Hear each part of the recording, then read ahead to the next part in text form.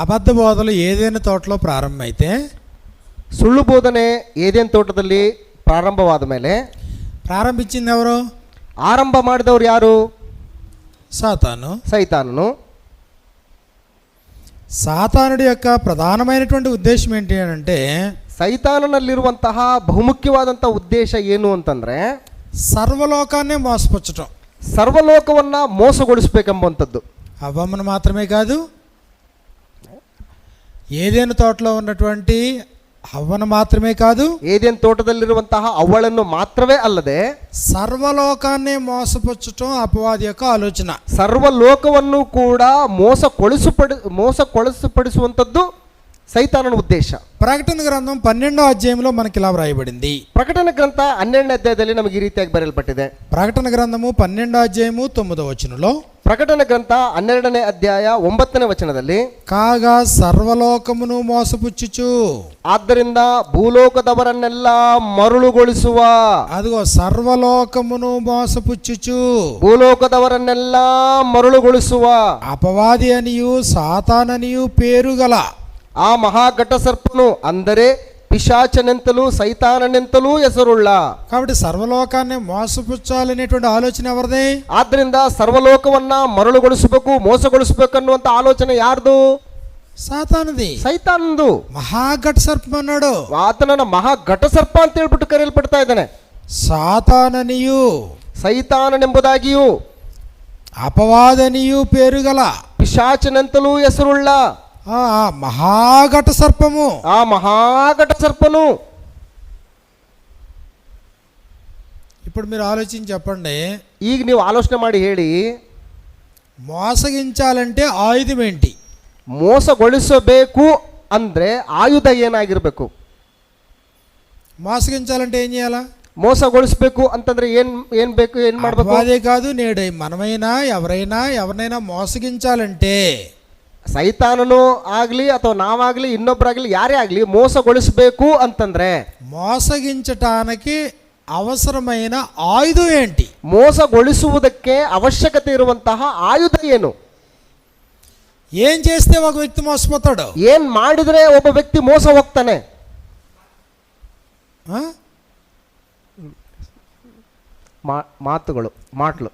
మాట్లాడితే ಮಾತಾಡುವಂಥದ್ದು. మాట్లాడితే మోసపోతాడా?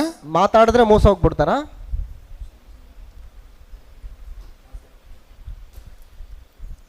పోనీ ఏం మాట్లాడితే మోసపోతాడు? ಸರಿ ಹೋಗ್ಲಿ, ಏನ್ ಮಾತಾಡಿದ್ರೆ ಮೋಸ ಹೋಗ್ತಾನೆ? ಮಧುರమైన మాటలు. మధురమైన మాటలకు మోసపోతాడా?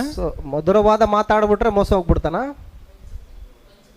ವಂಚನೆ ಮಾಟಲು, వంచనతో కూడిన మాటలు, ವಂಚನೆಯಿಂದ ಕೂಡಿದಂಥ ಮಾತುಗಳು. అబద్ధం చెప్పి నమ్మించగలిగితే ఆ వ్యక్తి మోసపోతాడు. ಸುಳ್ಳನ್ನ ಹೇಳಿ ಆ ಸುಳ್ಳಿನಲ್ಲಿ ಆ ವ್ಯಕ್ತಿನ ನಂಬಿಸುವುದಾದ್ರೆ ಆ ವ್ಯಕ್ತಿ ಮೋಸ ಹೋಗ್ತಾನೆ. అబద్ధం అంటే నిజం కాదు, ఇది ಅಂದ್ರೆ ಸುಳ್ಳು ಅನ್ನುವಂಥದ್ದು ಅದು ನಿಜ ಅಲ್ಲ. ఇప్పుడు నిజం చెప్తే మోసపోడు కదా. ನಿಜ ಹೇಳಿದ್ರೆ ಯಾರು ಮೋಸ ಹೋಗೋದಿಲ್ಲವಲ್ಲ. అబద్ధం చెప్పి నమ్మించగలిగినప్పుడు అవతల వ్యక్తి మోసపోతాడు. ಸುಳ್ಳು ಹೇಳಿ ನಂಬಿಸುವುದರ ಮುಖಾಂತರ ಆ ವ್ಯಕ್ತಿ ಮೋಸ ಹೋಗ್ತಾನೆ.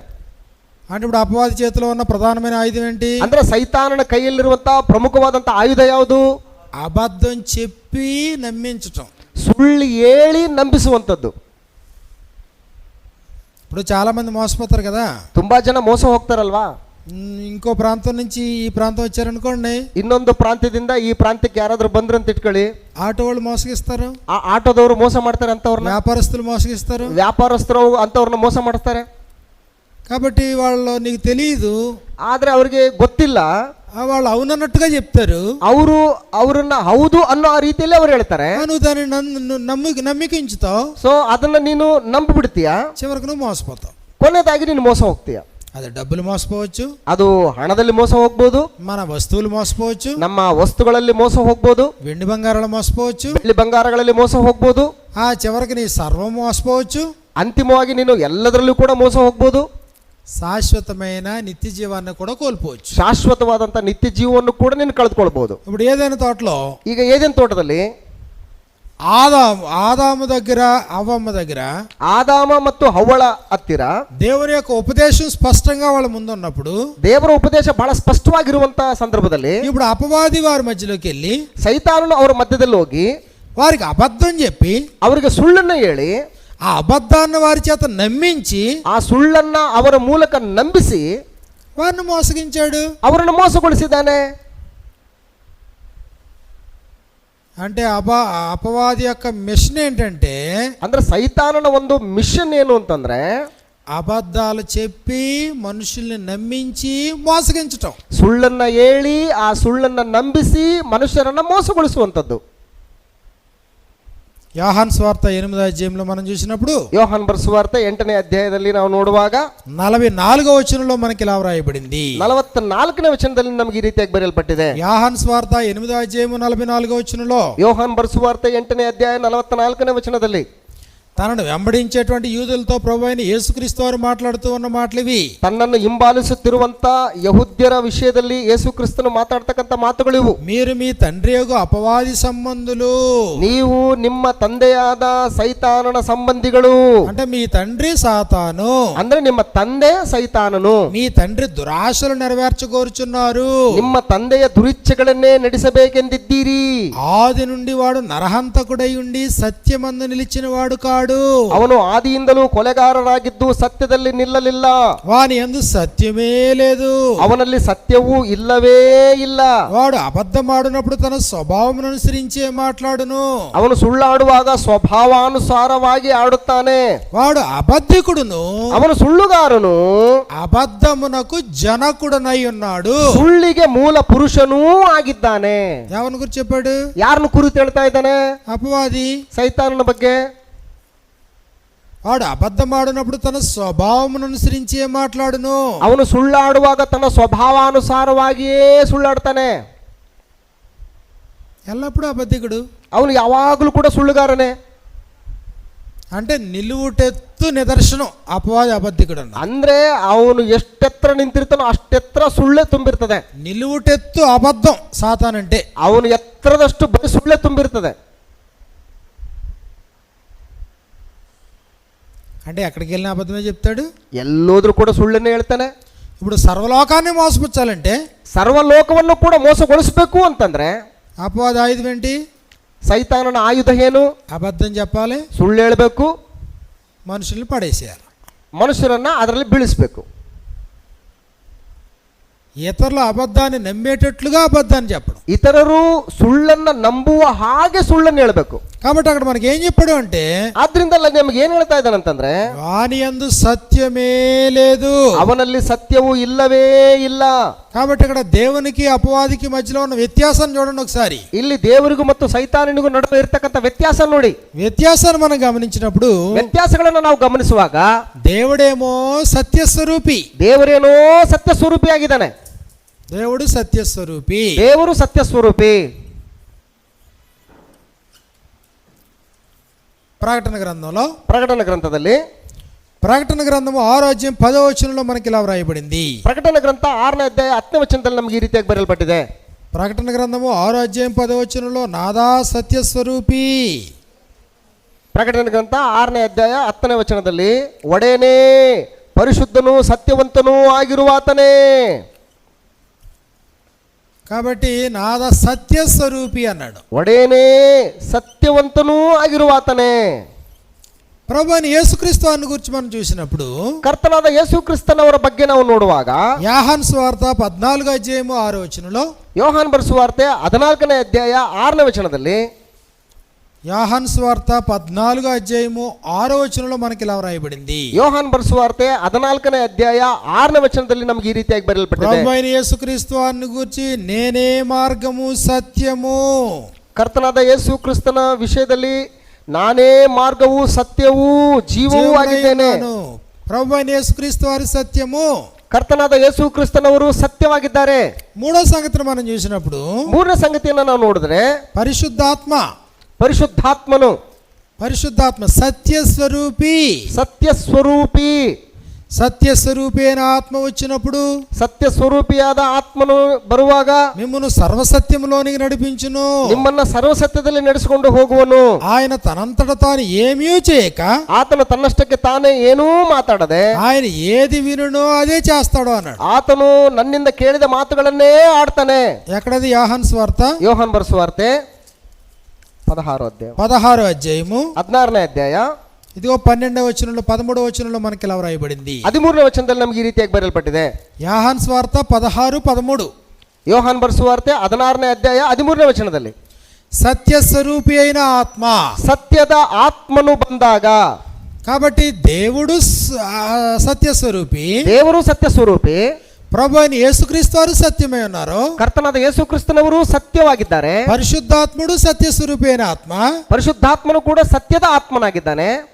కాబట్టి పరిశుద్ధులు కూడా ఎలా ఉండాలని కోరుతున్నాడు ఆయన? ಆದ್ದರಿಂದ ಪರಿಶುದ್ಧರು ಕೂಡ ಯಾವ ರೀತಿಯಾಗಿ ಇರಬೇಕೆಂಬುದಾಗಿ ಆತನು ಕೋರ್ತಾ ಇದ್ದಾನೆ. సత్య సంబంధులుగానే ఉండాలా, ಸತ್ಯ ಸಂಬಂಧಿಗಳಾಗಿನೇ ಇರ್ಬೇಕು ನೀವು. మరి ఇప్పుడు దేవుని శత్రువు అయినటువంటి అపవాది పరిస్థితి ఏంటి? ಈಗ ದೇವರಿಗೆ ಶತ್ರುವಾಗಿರುವಂತಹ ಸೈತಾನನ ಪರಿಸ್ಥಿತಿ ಏನಾಗಿದೆ? అపవాది ఎలా అంటాడు? ಸೈತಾನನ ಎಂತವನು?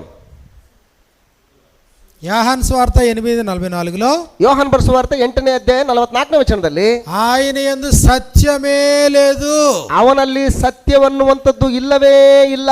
అంటే 1% కూడా సత్యం లేదు. ಅಂದ್ರೆ 1% ಸತ್ಯ ಕೂಡ ಇಲ್ಲ. 1% ಸತ್ಯ ಇಲ್ಲ, సత్యమే లేదు. ಸತ್ಯನೇ ಇಲ್ಲ. వాడు అబద్ధం ఆడినప్పుడు తన స్వభావం అనుసరించే మాట్లాడును. ಅವನು ಸುಳ್ಳಾಡುವಾಗ ಸ್ವಭಾವಾನುಸಾರವಾಗಿ ಆಡುತ್ತಾನೆ. వాడు అబద్ధికుడును, ಅವನು ಸುಳ್ಳುಗಾರನು. కాబట్టి అపవాది ఎలా అంటాడంటే అబద్ధికుడు. ಸೈತಾನನು ಎಂತವನು ಅಂತಂದ್ರೆ ಅವನು ಸುಳ್ಳುಗಾರನು. 3 అబద్ధమునకు జనకుడు. ಅವನು ಸುಳ್ಳಿಗೆ ಮೂಲ ಪುರುಷನು. జనకుడు అంటే తండ్రి. ಅಂದ್ರೆ ಸುಳ್ಳಿಗೆ ಜನಕನು ಅಂತಂದ್ರೆ ಸುಳ್ಳಿಗೆ ತಂದೆ ಅವನು, ಮೂಲ ಪುರುಷನು. కాబట్టి దేవుడు మాట్లాడాడు అనుకోండి, ಈಗ ದೇವರು ಮಾತಾಡಿದನಂತ ಇಟ್ಕೊಳ್ಳಿ, సత్యమే చెప్తాడు. ಸತ್ಯವನ್ನೇ ಹೇಳ್ತಾನೆ ಆತನು. ప్రభువారు నోరిప్పారు అనుకోండి, ಕರ್ತನಾದ ಯೇಸು ಕ್ರಿಸ್ತನು ಹೇಳ್ತಾನಂತ ಇಟ್ಕೊಳ್ಳಿ, సత్యమే. ಸತ್ಯನೇ ಹೇಳ್ತಾನೆ. పరిశుద్ధాత్ముడు ఏదైనా రాయించాడు అనుకోండి, ಪರಿಶುದ್ಧಾತ್ಮನು ಏನನ್ನಾದ್ರೂ ಬರೆಸಿದನಂತ ಇಟ್ಕೊಳ್ಳಿ, సత్యమే. ಸತ್ಯವನ್ನೇ ಬರೆಸ್ತಾನೆ. అపవాది ఏమైనా చెప్పాడు అనుకోండి, ಸೈತಾನನು ಏನನ್ನು ಹೇಳಿದ್ರಂತ ಇಟ್ಕೊಳ್ಳಿ, 100% అబద్ధమే. 100ಕ್ಕೆ 100% ಅದು ಸುಳ್ಳೇ. అయితే ఇప్పుడు యేసు ప్రభువారు అక్కడ ఉండే మనుషుల్ని క్లెయిమ్ చేస్తూ మీరు ఎవరని చెప్పాడు? ಆದ್ರಿಂದ ಯೇಸು ಕ್ರಿಸ್ತನು ಅಲ್ಲಿರ್ತಕ್ಕಂಥ ಮನುಷ್ಯರನ್ನು ಉದ್ದೇಶಿಸಿ ನೀವು ಯಾರು ಅಂತ ಹೇಳ್ತಾ ಇದ್ದಾನೆ. ఇదిగో మీరందరూ కూడా ఇది అపవాది సంబంధులు, ಇವರೆಲ್ಲರೂ ಕೂಡ ಸೈತಾನನ ಸಂಬಂಧಿಕರು. మీ తండ్రి దురాశలు నెరవేర్చుకొరుచున్నారు, ನಿನ್ನ ತಂದೆಯ ದುರಿಚ್ಛೆಗಳನ್ನು ನಡೆಸಬೇಕೆಂದಿದ್ದೀರಿ. అబద్ధమునకు జనకుడైనటువంటి తండ్రికి మీరు బిడ్డలు, ಸುಳ್ಳಿಗೆ ಮೂಲ ಪುರುಷನಾದಂತಹ ಸೈತಾನನ ಮಕ್ಕಳು ನೀವುಗಳು.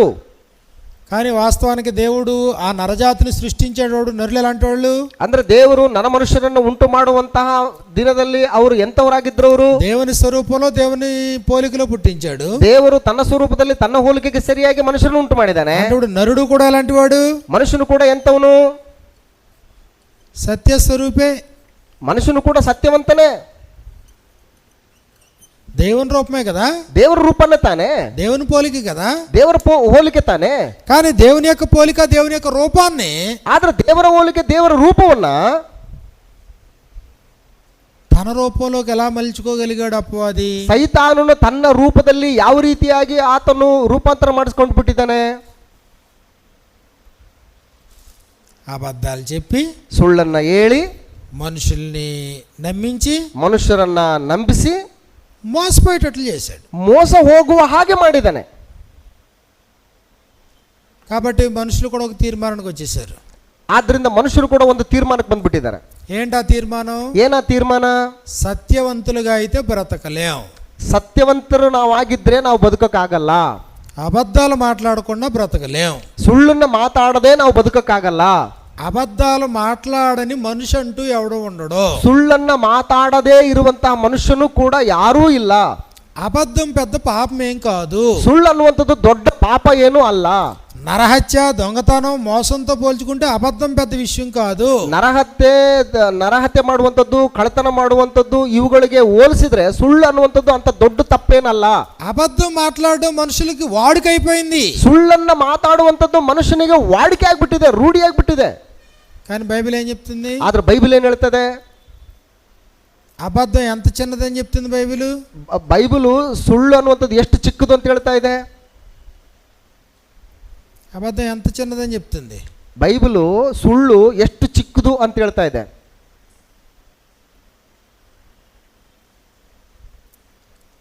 ప్రకటన గ్రంథం ಪ್ರಕಟಣೆ ಗ್ರಂಥ 21వ అధ్యాయము 21ನೇ ಅಧ್ಯಾಯ 8వ వచనంలో 8ನೇ ವಚನದಲ್ಲಿ ఎంత చిన్నదని చెప్పిందో చూడండి. అక్కడ మీరు చూసి నాకు చెప్పండి. ಈ ಸುಳ್ಳು ಎಷ್ಟು ಚಿಕ್ಕದು ಅಂತ ಹೇಳ್ಬಿಟ್ಟು ಹೇಳ್ತಾ ಇದ್ದಾನೆ. ಯಾರಾದರೂ ನೋಡಿದವ್ರು ಹೇಳಿ.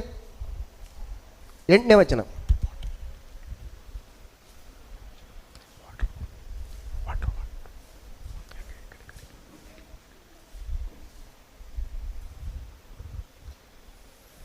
చూసారా చూడలేదా? ప్రకటన 21:8. ಪ್ರಕಟಣೆ ಗ್ರಂಥ 21ನೇ ಅಧ್ಯಾಯ 8ನೇ ವಚನದಲ್ಲಿ,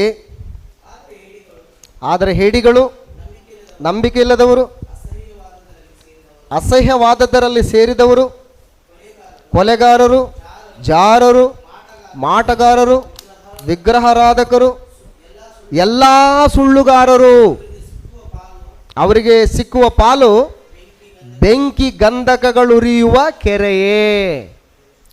ఎంత చిన్నదని చెప్పింది అబద్ధం. ಅಂದ್ರೆ ಸುಳ್ಳು ಎಷ್ಟು ಚಿಕ್ಕದು ಅಂತ ಹೇಳ್ತಾ ಇದ್ದಾನೆ ಇಲ್ಲಿ.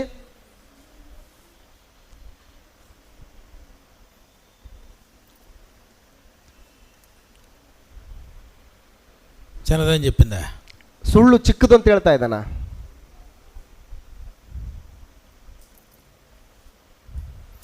నరకానికి పంపించేసేటంత చిన్నదే. నరకానికి పంపేటంత చిన్నది అబద్ధం. ಅಂದ್ರೆ ಸುಳ್ಳು ಎಷ್ಟು ಚಿಕ್ಕದು ಅಂತಂದ್ರೆ ನರಕಕ್ಕೆ ಕಳಿಸುವಂತ ಚಿಕ್ಕದದು. ನರಕಕ್ಕೆ ಕಳಿಸುವಷ್ಟು ಚಿಕ್ಕದು ಸುಳ್ಳು. అబద్ధమే కదా. ఏముందలే, ಸುಳ್ಳು ತಾನೆ, ಒಂದು ಚಿಕ್ಕದು ತಾನೆ, ಅದರಿಂದ ಏನಾಗುತ್ತೆ ಬಿಡಿ. మనిషి ఎలాగైపోయాడంటే 100 అబద్ధాలు ఆడైనా ఒక పెళ్లి చేయండి. ಮನುಷ್ಯ ಯಾವ ರೀತಿ ಬದಲಾಗ್ಬಿಟ್ಟಿದ್ದಾನೆ ಅಂತಂದ್ರೆ 100 ಸುಳ್ಳು ಹೇಳೋದ್ರ ಸರಿನೇ ಒಂದು ಮದುವೆ ಮಾಡು ಅಂತ. పర్లేదు, అబద్ధం మాట్లాడొచ్చు. ಸೊ ಅಂದ್ರೆ ಅರ್ಥ ಏನಂತಂದ್ರೆ ಸುಳ್ಳು ಮಾತಾಡಬಹುದು. నిన్ను ఇలా మార్చేసింది ఎవరు? ಅಂದ್ರೆ ನಿನ್ನನ್ನು ಈ ರೀತಿ ಬದಲಾಯಿಸಿದಂಥವ್ರು ಯಾರು? అపవాది, ಸೈತಾನನು.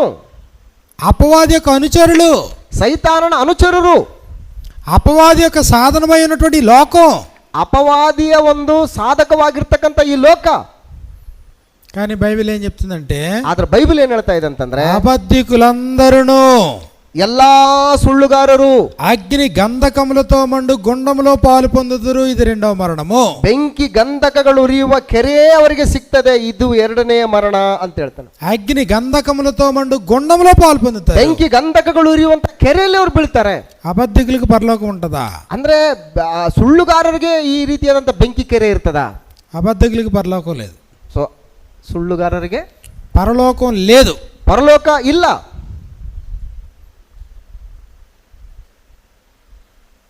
కొరింథీయులకు రాసిన 2వ పత్రిక 11వ అధ్యాయం 3వ వచనంలో, ಕೊರಿಂಥದವರಿಗೆ ಬರೆದ 2ನೇ ಪತ್ರಿಕೆ 11వ అధ్యాయం 3వ వచనం మనం చూసినప్పుడు, 11ನೇ ಅಧ್ಯಾಯ 3ನೇ ವಚನ ನೋಡಿದಾಗ, ఇదిగో 2వ వచనంలో 2ನೇ ವಚನದಲ್ಲಿ, ఒక్కడే పురుషునికి పవిత్రురాలైన కన్యకుగా నువ్వు ప్రదానం చేయబడ్డావు. ನಿಮ್ಮನ್ನು ಕ್ರಿಸ್ತನೆಂಬ ಒಬ್ಬನೇ ಪುರುಷನಿಗೆ ಶುದ್ಧ ಕನ್ಯೆಯಂತೆ ಒಪ್ಪಿಸಬೇಕೆಂದು ನಿಮ್ಮನ್ನು ಆತನಿಗೆ ನಿಶ್ಚಯ ಮಾಡಿದನಲ್ಲ. అయితే ಆದರೆ ప్రదానం అయిపోయింది, ಇಲ್ಲಿ ನಿಶ್ಚಿತಾರ್ಥ ಆಗೋಯ್ತು. ఒక్కడే పురుషునికి ప్రదానమైంది, ಒಬ್ಬನೇ ಪುರುಷನಿಗೆ ಶುದ್ಧ ಕನ್ನಿಕೆಯಂತೆ ಒಪ್ಪಿಸಬೇಕೆಂಬುದು ಮುಗಿದೋಯ್ತು. పవిత్రురాలైన కన్యకుగా ప్రదానమైంది. ಶುದ್ಧ ಕನ್ನಿಕೆಯಂತೆ ಅಲ್ಲಿ ಕನ್ನಿಕೆ ಅಲ್ಲಿ ನಿಶ್ಚಿತಾರ್ಥ ಆಗಿದೆ. కానీ ఇదిగో ఇప్పుడు మోసగాడు వచ్చాడంట. ಈಗ ಇಲ್ಲಿ ಮೋಸಗಾರರು ಬಂದಿದ್ದಾನಂತೆ, అబద్ధాలు చెప్పాడంట, ಸುಳ್ಳು ಹೇಳಿದನಂತೆ. పెండ్లి కుమారుడి మీద ఉండాల్సినటువంటి దృష్టి మరలిపోయిందంట. ಅಂದ್ರೆ ಮದುಮಗನೆಡೆಗೆ ಇರಬೇಕಾದಂತ ದೃಷ್ಟಿಕೋನ ಬದಲಾಗ್ಬಿಟ್ಟಿದೆ. ఒకవేళ అలా అవుతుందేమో నేను బాధపడుతున్నాడు పౌలు. ಸೊ ಒಂದು ವೇಳೆ ಆ ರೀತಿಯಾಗಿ ನೀವು ಆಗ್ಬಿಡ್ತೀರೇನೋ ಅಂತ ಹೇಳ್ಬಿಟ್ಟು ಬಾಧೆ ಪಡ್ತಾ ಇದ್ದಾನೆ ಪೌಲು. సర్పము తన కుయుక్తి చేత హవ్వను మోసపరిచినట్లు, ಸರ್ಪವು ಹೇಗೆ ಅವಳನ್ನ ಕುಯುಕ್ತಿಗೆ ಒಳಪಡಿಸಿತೋ. అంటే ఎక్కడది? ఆది కాండము 3వ అధ్యాయము 1 నుంచి 6 వచనాలు. ಆದಿಕಾಂಡ ಪುಸ್ತಕ 3ನೇ ಅಧ್ಯಾಯ 1 ರಿಂದ 6ನೇ ವಚನದಲ್ಲಿ సర్పము తన కుయుక్తి చేత హవ్వను మోసపరిచినట్లు. ಹೇಗೆ ಹವ್ವಳು ಸರ್ಪದ ಕುಯುಕ್ತಿಗೆ ಒಳಬಿದ್ದು ಮೋಸ ಹೋದಳು. అప్పుడు వరకు దేవుని బిడ్డలు, ಅಲ್ಲಿವರೆಗೂ ದೇವರ ಮಕ್ಕಳೇ, అప్పుడు వరకు దేవుని పోలిక దేవుని స్వరూపం, ಅಲ್ಲಿವರೆಗೂ ದೇವರ ಹೋಲಿಕೆ ದೇವರ ಒಂದು ಸ್ವರೂಪದಲ್ಲಿದ್ದಾರೆ. అప్పుడు వరకు ఆయన సృష్టికర్త అయి ఉన్నాడు. ಅಲ್ಲಿವರೆಗೂ ಅವರಿಗೆ ಆತನೇ ಸೃಷ್ಟಿಕರ್ತನಾಗಿದ್ದಾನೆ. ఆయన ఆజ్ఞాపించిన దాన్ని వీరు అనుసరిస్తున్నారు. ಅವರು ಆಜ್ಞಾಪಿಸಿದಂತವುಗಳನ್ನು ಅನುಸರಿಸಿಕೊಂಡು ಹೋಗ್ತಾ ಇದ್ದಾರೆ. కానీ ఇదిగో ఇప్పుడు మధ్యలో సర్పం వచ్చింది. ಈಗೋ ಈ ಮಧ್ಯದಲ್ಲಿ ಸರ್ಪನು ಮಧ್ಯ ಬಂದಿದ್ದಾನೆ. తన కుయుక్తి చేత హవ్వను మోసపరిచినట్లు, ತನ್ನ ಕುಯುಕ್ತಿ ಮುಖಾಂತರ ಹವ್ವಳನ್ನು ಮೋಸಗೊಳಿಸಿದಂತೆಯೇ ఈ రోజు పరిశుద్ధ సంఘము ಈ ದಿನಗಳಲ್ಲಿ ಪರಿಶುದ್ಧವಾದಂತಹ ಸಭೆಯನ್ನು ಕೂಡ పవిత్రురాలైన కన్యకగా ఒక్కడే పురుషునికి ప్రదానం చేయబడిన ఈ సంఘము, నేటి సంఘము, ಈ ಪರಿಶುದ್ಧವಾದಂತಹ ಶುದ್ಧ ಕನ್ನಿಕೆಯಂತೆ ಒಬ್ಬನೇ ಪುರುಷನಿಗೆ ನಿಶ್ಚಿತಾರ್ಥವಾಗಿ ಒಪ್ಪಿಸಲ್ಪಟ್ಟಂತ ಈ ಸಭೆಯನ್ನ ఆ కుయుక్తి చేత ಆ ಒಂದು ಕುಯುಕ್ತಿಯ ಮೂಲಕ ప్రయోగం చేసేటువంటి అపవాది యొక్క మాటలు వినేసి ಈ ಮಾಯಾ ಮಾಟಗಳನ್ನು ಮಾತಾಡ್ತಕ್ಕಂತ ಸೈತಾನನ ಮಾತುಗಳನ್ನು ಕೇಳಿ మీ మనస్సులు కూడా చెరపబడి క్రీస్తు యేడలనున్న సరళత నుండి పవిత్రత నుండి ఎట్లైనను తొలగిపోవునేమో అని భయపడుచున్నాను. ನಿಮ್ಮ ಮನಸ್ಸನ್ನು ಕೂಡ ಕ್ರಿಸ್ತನ ವಿಷಯದಲ್ಲಿ ಇರಬೇಕಾದ ಯಥಾರ್ಥತ್ವವನ್ನು ಪಾತಿವ್ರತ್ಯವನ್ನು ಬಿಟ್ಟು ಕೆಟ್ಟು ಹೋದಿತ್ತೆಂದು ನನಗೆ ಭಯ ಉಂಟು ಅಂತ ಹೇಳ್ತಾ ಇದ್ದಾನೆ. అక్కడ అబద్ధం చెప్పి నమ్మించి మోసం చేశాడు. ಅಲ್ಲಿ ಸುಳ್ಳೇಳಿ ಅಲ್ಲಿ ಮೋಸಗೊಳಿಸಿದ್ದಾನೆ. ఇప్పుడు నేడు సంఘాన్ని కూడా అబద్ధం చెప్పి కన్విన్స్ చేసి మోసగిస్తా ఉన్నాడు. ಇಲ್ಲಿ ಸಭೆಯನ್ನು ಕೂಡ ಇವತ್ತಿನ ದಿನಗಳಲ್ಲಿ ಸುಳ್ಳೇಳಿ ನಂಬಿಸಿ ಮೋಸಗೊಳಿಸ್ತಾ ಇದ್ದಾನೆ. ఒకవేళ మీరు కూడా మోసపోతారేమో అని నేను భయపడుతున్నాను. ಒಂದು ವೇಳೆ ನೀವು ಕೂಡ ಮೋಸ ಹೋಗ್ತೀರೇನೋ ಅಂತ ಹೇಳ್ಬಿಟ್ಟು ನನಗೆ ಭಯ ಆಗ್ತಾ ಇದೆ ಅಂತ ಹೇಳ್ತಾರೆ. అబద్ధాలు వింటే, ಸುಳ್ಳನ್ನ ಕೇಳಿದ್ರೆ అబద్ధాలని నమ్మే ప్రమాదం ఉంది. ಸುಳ್ಳನ್ನ ನಂಬುವಂತ ಅವಕಾಶಗಳಿದಾವೆ, ಅಪಾಯ ಇದೆ. అబద్ధాలని విని నమ్ముతూ ఉంటే ಸುಳ್ಳನ್ನ ಕೇಳಿ ನಂಬುತ್ತಾ ಇದ್ರೆ మోసపోయే ప్రమాదం ఉంది. ಮೋಸ ಹೋಗುವಂತ ಅಪಾಯ ಇದೆ. నువ్వు వినేది అబద్ధమా నిజమా? ನೀನ್ ಕೇಳುವಂತದ್ದು ಸುಳ್ಳ ನಿಜನ? దేవుడు మాటలైతే నిజం, ದೇವರ ಮಾತು ಅದು ನಿಜವಾಗಿದೆ. ప్రభు మాటలైతే నిజం, ಯೇಸುಕ್ರಿಸ್ತನ ಮಾತು ನಿಜವಾಗಿದೆ. పరిశుద్ధాత్ముడు లిఖించిన గ్రంథం అయితే నిజం. ಪರಿಶುದ್ಧಾತ್ಮನು ಬರೆಸಲ್ಪಟ್ಟಂತ ಈ ಗ್ರಂಥ ಕೂಡ ಸತ್ಯವಾಗಿದೆ. అప్పుడు ఏ వ్యక్తి అయినా వచ్చి బోధిస్తున్నాడు అనుకోండి, ಈಗ ಯಾವ ವ್ಯಕ್ತಿ ಆಗಿದ್ರು ಕೂಡ ಬಂದು ಬೋಧಿಸ್ತಾ ಇದ್ದಾನೆ ಅಂತ ಇಟ್ಕೊಳ್ಳಿ. గ్రంథం యొక్క ఉద్దేశాన్ని ఉద్దేశంగా కాకుండా తన సొంత అభిప్రాయాన్ని బోధిస్తున్నాడు అనుకోండి, ಗ್ರಂಥದ ಉದ್ದೇಶಕ್ಕೆ ಅನುಸಾರವಾದಂತ ರೀತಿಯಲ್ಲಿ ಬೋಧಿಸದೆ ತನ್ನ ಉದ್ದೇಶವನ್ನೇನಾದ್ರೂ ಬೋಧಿಸಿದ ಅಂತ ಇಟ್ಕೊಳ್ಳಿ. అది నిజమా? ಇದು ನಿಜನಾ? అబద్ధం. ಇದು ಸುಳ್ಳು. ఈ ఒక్క సూత్రాన్ని గమనించగలిగితే, ಈ ಒಂದು ಸೂತ್ರವನ್ನ ನೀವುಗಳು ಗಮನಿಸುವುದಾದ್ರೆ ఎన్ని అబద్ధాల ప్రచారంలో ఉండే అవకాశం ఉండదు. ಇಷ್ಟು ಸುಳ್ಳುಗಳು ಪ್ರಚಾರದಲ್ಲಿರುವಂತ ಅವಶ್ಯಕತೆ ಇಲ್ಲ. ఈరోజు అబద్ధ బోధకులు అధికంగా ఉన్నారా, లేకపోతే నిజమైన బోధకులు అధికంగా ఉన్నారా? ಇವತ್ತು ನಾನು ಸುಳ್ಳು ಬೋಧಕರೆಡೆಗೆ ನಾನಿದ್ದೀನಾ ಅಥವಾ ಸತ್ಯವಾದ ಬೋಧಕರೆಡೆಗೆ ನಾನಿದ್ದೀನಾ? బైబిల్ ఏం చెప్పింది? ఎవరు ఎక్కువ ఉన్నారని చెప్పింది? ಬೈಬಲ್ ಯಾರು ಹೆಚ್ಚು ಜನ ಇದಾರೆ ಅಂತ ಹೇಳ್ತಾ ಇದೆ. యోహాను పత్రిక 4:1 ಯೋಹಾನ್ ಬರೆದ ಮೊದಲ ಪತ್ರಿಕೆ 4ನೇ ಅಧ್ಯಾಯ, అనేకులైన అబద్ధ బోధకులు లోకంలోనికి బయలు వెళ్ళి ఉన్నారు. ಅನೇಕ ಸುಳ್ಳು ಬೋಧಕರು ಲೋಕದೊಳಗೆ ಹೊರಟೋಗಿದ್ದಾರೆ. అంటే ఇప్పుడు వినేవాళ్ళది ఫాల్టా, ಇಲ್ಲಿ బోధించే వాళ్ళది ఫాల్టా? ಇಲ್ಲಿ ಕೇಳುವಂತ ಒಂದು ತಪ್ಪಿದೆಯಾ ಅಥವಾ ಬೋಧಿಸುವಂತ ಒಂದು ತಪ್ಪಿದೆಯಾ? బోధించే వాళ్ళది తప్ప. ಬೋಧಿಸುವಂತ ಒಂದು ತಪ್ಪ. కాబట్టి అబద్ధాలు వినడానికి అలవాటు పడ్డావు నువ్వు. ಅಂದ್ರೆ ನೀನು ಸುಳ್ಳನ್ನ ಕೇಳುವುದಕ್ಕೆ ನೀನು ರೂಢಿಯಾಗ್ಬಿಟ್ಟಿದ್ಯಾ? అబద్ధాన్ని వినడానికి అలవాటు పడ్డావు ಅಂದ್ರೆ ಸುಳ್ಳನ್ನ ಕೇಳೋದಕ್ಕೆ ನೀನು ರೂಢಿಯಾಗ್ಬಿಟ್ಟಿದ್ಯಾ?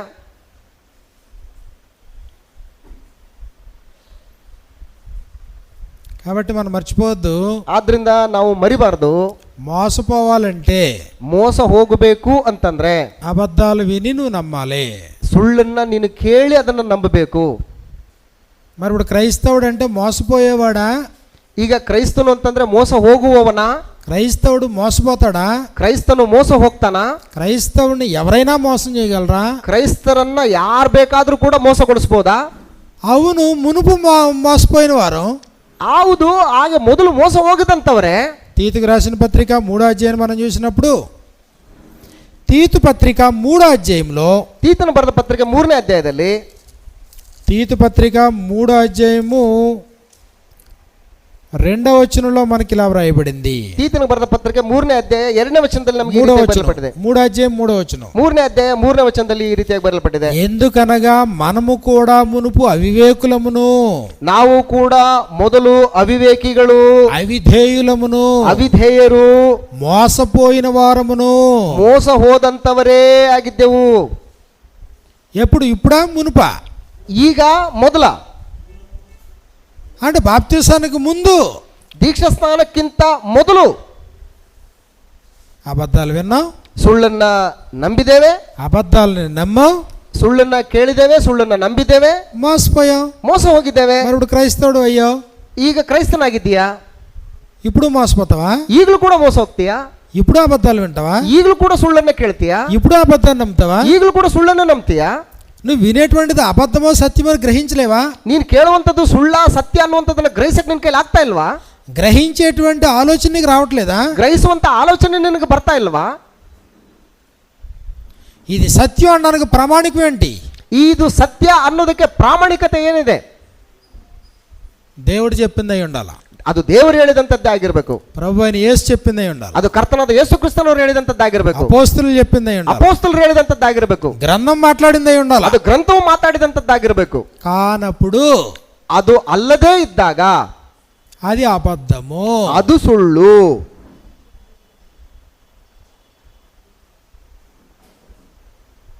అబద్ధికులందరూ, ಸುಳ್ಳುಗಾರರೆಲ್ಲರೂ ಕೂಡ అగ్ని గంధకములతో మండు గుండములో పాలు పొందుదురు. ಬೆಂಕಿ ಗಂಧಕಗಳು ಉರಿಯುವಂತಹ ಕೆರೆಯಲ್ಲಿ ಅವರು ಬೀಳಿಸಲ್ಪಡ್ತಾರೆ. ఇది రెండవ మరణము. ಇದು ಎರಡನೇ ಮರಣ.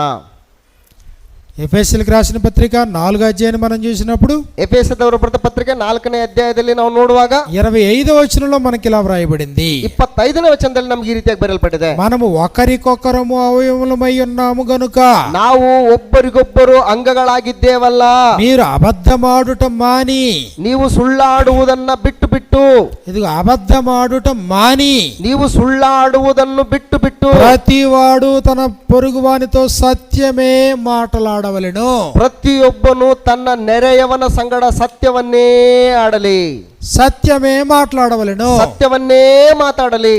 కొలస్సీలకు రాసిన పత్రిక 3వ అధ్యాయంలో ಕೊಲಸ್ಸೆಯವರಿಗೆ ಬರೆದ ಪತ್ರಿಕೆ 3ನೇ ಅಧ್ಯಾಯದಲ್ಲಿ 9-10 వచనాలు మనకి ఇలా వ్రాయబడింది. 9 ಮತ್ತು 10ನೇ ವಚನಗಳು ನಮಗೆ ಈ ರೀತಿಯಾಗಿ ಬರೆಯಲ್ಪಟ್ಟಿದೆ. ఒకనితో ఒకడు అబద్ధమాడకుడి, ಒಬ್ಬರಿಗೊಬ್ಬರು ಸುಳ್ಳಾಡಬೇಡಿರಿ. యాలయనగా ప్రాచీన స్వభావమును దాని క్రియలతో కూడా మీరు పరిత్యజించి, ಯಾಕೆಂತಂದ್ರೆ ನೀವು ಪೂರ್ವ ಸ್ವಭಾವವನ್ನು ಅದರ ಕೃತ್ಯಗಳನ್ನು ಕೂಡ ತೆಗೆದಿಟ್ಟು, ప్రాచీన స్వభావమును దాని క్రియలతో కూడా మీరు పరిత్యజించిన వారు. ನೀವು ಪೂರ್ವ ಸ್ವಭಾವವನ್ನು ಅದರ ಕೃತ್ಯಗಳು ಕೂಡ ತೆಗೆದಿಟ್ಟಲ್ಪಟ್ಟಂತವರು. కాబట్టి ಆದ್ದರಿಂದ ఇదిగో మీరు అబద్ధమాడుట మానండి, ಆದ್ದರಿಂದ ನೀವು ಸುಳ್ಳಾಡಬೇಡಿರಿ. ప్రతివాడు పొరుగువానితో సత్యమే మాట్లాడవలెను. ಪ್ರತಿಯೊಬ್ಬನು ತನ್ನ ನೆರೆಯವನೊಟ್ಟಿಗೆ ಸತ್ಯವನ್ನೇ ಮಾತಾಡಲಿ. అబద్ధం మాట్లాడేవాడు దేవునికి హేయుడు. ಸುಳ್ಳಾಡ್ತಕ್ಕಂಥವನು ದೇವರಿಗೆ ಹೇಯನಾಗಿರ್ತಕ್ಕಂಥ ಆತನು. కల్లలాడు నాలుక యెహోవాకు హేయమైంది. ಸುಳ್ಳಾಡುವಂತ ನಾಲಿಗೆ ಅದು ಯೆಹೋವನಿಗೆ ಅಸಹ್ಯವಾಗಿದೆ ಅಂತ ಹೇಳ್ತಾನೆ. సామెతల గ్రంథము 6వ అధ్యాయము 6వ వచనంలో, ಜ್ಞಾನೋಕ್ತಿಗಳ ಪುಸ್ತಕ 6ನೇ ಅಧ್ಯಾಯ 6ನೇ ವಚನದಲ್ಲಿ, 6వ అధ్యాయం 16వ వచనం నుండి 6ನೇ ಅಧ್ಯಾಯ 16ನೇ ವಚನದಿಂದ, యెహోవాకు అసహ్యమైనవి 6 గలవు, ಯೆಹೋವನಿಗೆ ಅಸಹ್ಯವಾದಂತವುಗಳು 7 ఆయనకు హేయములు. 7 ಕೂಡ ಆತನಿಗೆ ಅಸಹ್ಯವಾದವುಗಳಾಗಿದ್ದಾವೆ. అవేవనగా, ಅವು ಯಾವೆಂದರೆ అహంకార దృష్టియు, ಹೆಮ್ಮೆಯ ಕಣ್ಣು, కల్లలాడు నాలుకయు. ಸುಳ್ಳಿನ ನಾಲಿಗೆ. అదిగో కల్లలాడే నాలుక ಅಂದ್ರೆ ಸುಳ್ಳನ್ನ ಹೇಳುವಂತಹ ನಾಲಿಗೆ, అబద్ధమాడే నాలుక పెదవులు. ಅಂದ್ರೆ ಸುಳ್ಳಾಡುವಂತಹ ತುಟಿಗಳು ನಾಲಿಗೆ. సామెతల గ్రంథము 12వ అధ్యాయంలో ಜ್ಞಾನೋಕ್ತಿಗಳ ಪುಸ್ತಕ 12ನೇ ಅಧ್ಯಾಯ 22వ వచనంలో మనకి ఇలా వ్రాయబడింది. 22ನೇ ವಚನದಲ್ಲಿ ನಮಗೆ ಈ ರೀತಿಯಾಗಿ ಬರೆಯಲ್ಪಟ್ಟಿದೆ. సామెతల గ్రంథము 12వ అధ్యాయము 22వ వచనంలో, ಜ್ಞಾನೋಕ್ತಿಗಳ ಪುಸ್ತಕ 12ನೇ ಅಧ್ಯಾಯ 22ನೇ ವಚನದಲ್ಲಿ, అబద్ధమాడు పెదవులు యెహోవాకు హేయములు, ಸುಳ್ಳು ತುಟಿ ಯೆಹೋವನಿಗೆ ಹೇಸು, సత్యవర్తనులు ఆయనకిష్టులు. ಸತ್ಯವಂತರು ಆತನಿಗೆ ಲೇಸು. కాబట్టి ఎంతకీ నువ్వు దేవుని కుమారుడువా, అపవాది కుమారుడువా? ಇಷ್ಟಕ್ಕೂ ನೀನು ದೇವರ ಮಗನಾ ಅಥವಾ ಸೈತಾನನ ಮಗನಾ? నువ్వు సత్యాన్ని ప్రేమించేవాడువా, అబద్ధాన్ని ప్రేమించేవాడువా? ನೀನು ಸತ್ಯವನ್ನು ಪ್ರೀತಿಸುವಂತವನಾ, ಸುಳ್ಳನ್ನು ಪ್ರೀತಿಸುವಂತವನಾ? అబద్ధాలు వినడానికి ఇష్టంగా ఉన్నాయా, సత్యం వినడానికి ఇష్టంగా ఉందా? ಸುಳ್ಳನ್ನು ಕೇಳುವುದಕ್ಕೆ ನಿನಗೆ ಇಷ್ಟ ಆಗ್ತಾ ಇದೆಯಾ, ಸತ್ಯನ ಕೇಳುವುದಕ್ಕೆ ಇಷ್ಟ ಆಗ್ತಾ ಇದೆಯಾ? దేని కోరుకున్నావు నువ్వు? ಯಾವುದನ್ನು ಕೋರ್ಕೊಳ್ತಾ ಇದೆಯಾ? నిజం నిష్ఠూరంగానే ఉంటుంది కదా. ನಿಜ ಅನ್ನುವಂಥದ್ದು ಬಹಳ ನಿಷ್ಠೂರವಾಗಿರ್ತದಲ್ವಾ? నిజం ఖచ్చితంగానే ఉంటుంది కదా. ನಿಜವು ಬಹಳ ಖಚಿತವಾಗಿರ್ತದಲ್ವಾ? నిజం మొహమాటం లేకుండా ఉంటుంది కదా. ನಿಜ ಅನ್ನುವಂಥದ್ದು ಯಾವುದೇ ರೀತಿಯಾದಂಥ ಒಂದು ಮುಖಸ್ತುತಿ ಆಗಲಿ ಸಂಕೋಚನದಾಗಲಿ ಅದರಲ್ಲಿ ಇರೋದಿಲ್ಲಲ್ಲ. అబద్ధం ఎలా ఉంటుంది? ಸುಳ್ಳು ಹೇಗಿರ್ತದೆ? నీకు అనుకూలంగా ఉంటుంది, ನಿನಗೆ ಅನುಕೂಲಕರವಾದಂಥ ರೀತಿಯಲ್ಲಿ ಇರ್ತದೆ. మనుషులు దేన్ని ఇష్టపడతారు? ಮನುಷ್ಯರು ಬಹಳಷ್ಟು ಯಾವುದನ್ನು ಇಷ್ಟಪಡ್ತಾರೆ? అబద్ధాన్ని, ಸುಳ್ಳನ್ನೇ. అంటే ఎవరిని స్వాగతిస్తున్నావు? ಅಂದ್ರೆ ನೀನು ಯಾವುದನ್ನ ಸಮರ್ಥಿಸ್ತಾ ಇದೆಯಾ? అపవాదిని, ಸೈತಾನನ ಸಮರ್ಥನೆ ಮಾಡ್ಕೊಳ್ತಾ ಇದ್ದೀರಾ. నిలువుటెత్తు అబద్ధం సాతాను. ಅವನು ಎಷ್ಟೆತ್ತರಿದನೋ ಅಷ್ಟೆತ್ರ ಅದು ಸುಳ್ಳೆ. టాప్ టు బాటమ్ అబద్ధమే. ಅಂದ್ರೆ ಅಡಿಯಿಂದ ಮುಡಿವರೆಗೂ ಕೂಡ ಅದು ಸುಳ್ಳೆ. అతను మాట్లాడితే తన స్వభావాన్ని అనుసరించే మాట్లాడతాడు. ಅವನು ಮಾತಾಡುವಾಗ ತನ್ನ ಸ್ವಭಾವಾನುಸಾರವಾಗಿಯೇ ಮಾತಾಡ್ತಾನೆ. కాబట్టి సర్వలోకాన్ని మోసపుచ్చుతూనే ఉన్నాడు. ಆದ್ದರಿಂದ ಆತನ ಸರ್ವಲೋಕವನ್ನು ಕೂಡ ಮೋಸಗೊಳಿಸ್ತಾನೆ ಇದ್ದಾನೆ. మోసపోయిన వాళ్ళందరూ కూడా అబద్ధాన్నే ఆయుధంగా తీసుకుని బతుకుతున్నారు. ಮೋಸ ಹೋಗ್ತಕ್ಕಂಥವರೆಲ್ಲರೂ ಕೂಡ ಸುಳ್ಳನ್ನೇ ಆಯುಧವನ್ನಾಗಿ ತೆಗೆದುಕೊಂಡು ಹೋಗ್ತಾ ಇದ್ದಾರೆ. కాబట్టి అందరూ అబద్ధాలు మాట్లాడుతున్నారు. ಆದ್ರಿಂದ ಎಲ್ಲರೂ ಸುಳ್ಳು ಮಾತಾಡ್ತಾ ಇದ್ದಾರೆ. దేశపరమైన భేదం లేదు ఇందులో. ಇಲ್ಲಿ ದೇಶಪರವಾದಂಥ ಯಾವುದೇ ರೀತಿಯಾದಂಥ ಭೇದ ಭಾವ ಇಲ್ಲ. ప్రాంతీయ భేదం లేదు. ಇಲ್ಲಿ ಪ್ರಾಂತೀಯ ಒಂದು ಯಾವುದೇ ರೀತಿಯಾದಂಥ ಭೇದ ಭಾವ ಇಲ್ಲ. మతపరమైన భేదం లేదు. ಯಾವುದೇ ರೀತಿಯಾದಂಥ ಮತಪರವಾದಂಥ ಭೇದ ಭಾವಗಳಿಲ್ಲ. క్రైస్తవులైన అబద్ధం మాట్లాడతారు. ಸೊ ಕ್ರೈಸ್ತತ್ವದಲ್ಲೂ ಕೂಡ ಭೇದ ಭಾವಗಳಿಲ್ಲ. మరి ఇప్పుడు క్రీస్తు సంఘం అంటే అర్థం ఏంటి? ಅಂದ್ರೆ ಕ್ರಿಸ್ತನ ಸಭೆ ಅಂತಂದ್ರೆ ಅರ್ಥ ಏನು? క్రీస్తు సంఘం అంటే నరకానికి వెళ్ళిపోయేవాళ్ళ, పరలోకానికి వెళ్ళేవాళ్ళ? ಕ್ರಿಸ್ತನ ಸಭೆಯವರು ಅಂತಂದ್ರೆ ನರಕಕ್ಕೆ ಹೋಗ್ತಕ್ಕಂಥವ್ರ, ಪರಲೋಕಕ್ಕೆ ಹೋಗ್ತಕ್ಕಂಥವ್ರ? సత్యాన్ని ప్రేమించేవాళ్ళ, అబద్ధాన్ని ప్రేమించేవాళ్ళ? ಸತ್ಯನ ಪ್ರೀತಿ ಮಾಡ್ತಕ್ಕಂಥವ್ರ, ಸುಳ್ಳನ್ನು ಪ್ರೀತಿ ಮಾಡ್ತಕ್ಕಂಥವ್ರ? ఆ ఆన్సర్కి సత్యాన్ని ప్రేమించేవాళ్ళే. ಆ ಆನ್ಸರು ಸತ್ಯನ ಪ್ರೀತಿಸುವಂಥವ್ರೆ. అంటే దాని అర్థం ఏంటి పోనీ? ಮತ್ತೆ ಇದರ ಅರ್ಥ ಏನು? మాది క్రీస్తు సంఘం అండి, ನಮ್ದು ಕ್ರಿಸ್ತನ ಸಭೆ ಕಣ್ರಿ, మా సంఘంలో ఎవరు అబద్ధాలు మాట్లాడరండి, ನಮ್ಮ ಸಭೆಯಲ್ಲಿ ಯಾರೊಬ್ಬರು ಕೂಡ ಸುಳ್ಳು ಮಾತಾಡೋದಲ್ರಿ. మీ మాట అవునంటే అవును, కాదంటే కాదు. ನಿಮ್ಮ ಮಾತು ಹೌದಾದ್ರೆ ಹೌದಂತಾರೆ, ಅಲ್ಲ ಆದ್ರೆ ಅಲ್ಲ ಅಂತಾರೆ. Yes means yes, no means no. ಹೌದಂದ್ರೆ ಹೌದು, ಅಲ್ಲ ಅಂದ್ರೆ ಅಲ್ಲ. అతడు ప్రమాణం చేయగా నష్టము కలిగిన మాట తప్పడండి. ಅವರು ಪ್ರಮಾಣ ಮಾಡಿದ ಮೇಲೆ ಅವರಿಗೆ ನಷ್ಟ ಆದ್ರೂ ಕೂಡ ಸರಿನೇ, ಆ ಮಾತು ತಪ್ಪದಿಲ್ಲ. క్రీస్తు సంఘం అంటే సత్యాన్నే ప్రేమించేవాళ్ళు. ಕ್ರಿಸ್ತನ ಸಭೆಯವರು ಅಂತಂದ್ರೆ ಸತ್ಯನ್ನೇ ಪ್ರೀತಿ ಮಾಡ್ತಕ್ಕಂಥವ್ರು. నిజమేనా? ಇದು ನಿಜಾನೇನಾ? సంఘం అంటే బోర్డు పెట్టుకోవడమా? ಸಭೆ ಅಂತಂದ್ರೆ ಬೋರ್ಡು ತಗಲಾಕೊಳ್ಳೋದ? క్రీస్తు సంఘం అని పెద్ద పెద్ద అక్షరాలతో బోర్డు పెట్టుకుని ಕ್ರಿಸ್ತನ ಸಭೆ ಅಂತ ಹೇಳ್ಬಿಟ್ಟು ದೊಡ್ಡ ದೊಡ್ಡ ಅಕ್ಷರಗಳಲ್ಲಿ ಬರೆದು ನೇತಾಕೊಂಡು ఆ బోర్డు వెనక్కి వెళ్ళి చూస్తే ಆ ಒಳಗಡೆ ಹೋಗಿ ನೋಡಿದ್ರೆ లోకంలో ఉన్న వాళ్ళు ఎలా అబద్ధాలు మాట్లాడతారో ఇక్కడ అలాగే అబద్ధాలు మాట్లాడతారు. ಹೊರಗಡೆ ಲೋಕದಲ್ಲಿ ಯಾವ ರೀತಿ ಮಾತಾಡ್ತಾರೋ ಇಲ್ಲಿ ಒಳಗಿರ್ತಕ್ಕಂಥವ್ರು ಕೂಡ ಅದೇ ರೀತಿ ಮಾತಾಡ್ತಾರೆ. అబద్ధం మాట్లాడే ప్రతివాడి ఉద్దేశం ఏంటి? ಅಂದ್ರೆ ಸುಳ್ಳನ್ನಾಡುವಂತ ಪ್ರತಿಯೊಬ್ಬನ ಉದ್ದೇಶ ಏನಾಗಿರ್ತದೆ? నువ్వు మాట్లాడే అబద్ధాన్ని ఎదుటివాడు నమ్మి మోసపోవాలని. ನೀನು ಮಾತಾಡುವಂತದ್ದವನ್ನ ಎದುರಿಗಿರ್ತಕ್ಕಂಥವನ್ನ ಕೇಳಿ ಅವನು ನಂಬಿ ಮೋಸ ಹೋಗ್ಬೇಕು. అంటే నువ్వు మోసం చేయడానికి ప్రయత్నం చేస్తున్నావు. ಅಂದ್ರೆ ನೀನು ಮೋಸ ಮಾಡುವುದಕ್ಕೆ ನೀನು ಪ್ರಯತ್ನ ಮಾಡ್ತಾ ಇದೀಯಾ. మోసగాళ్ళకి పరలోకం ఉంటుందా? ಮೋಸಗಾರರಿಗೆ ಪರಲೋಕ ಇರ್ತದಾ? మొట్టమొదటి మోసగాడు ఎవడు చరిత్రలో? ಮೊಟ್ಟ ಮೊದಲನೇದಾಗಿ ಚರಿತ್ರೆಯಲ್ಲಿ ಮೋಸ ಹೋದಂಥವ್ರು ಯಾರು?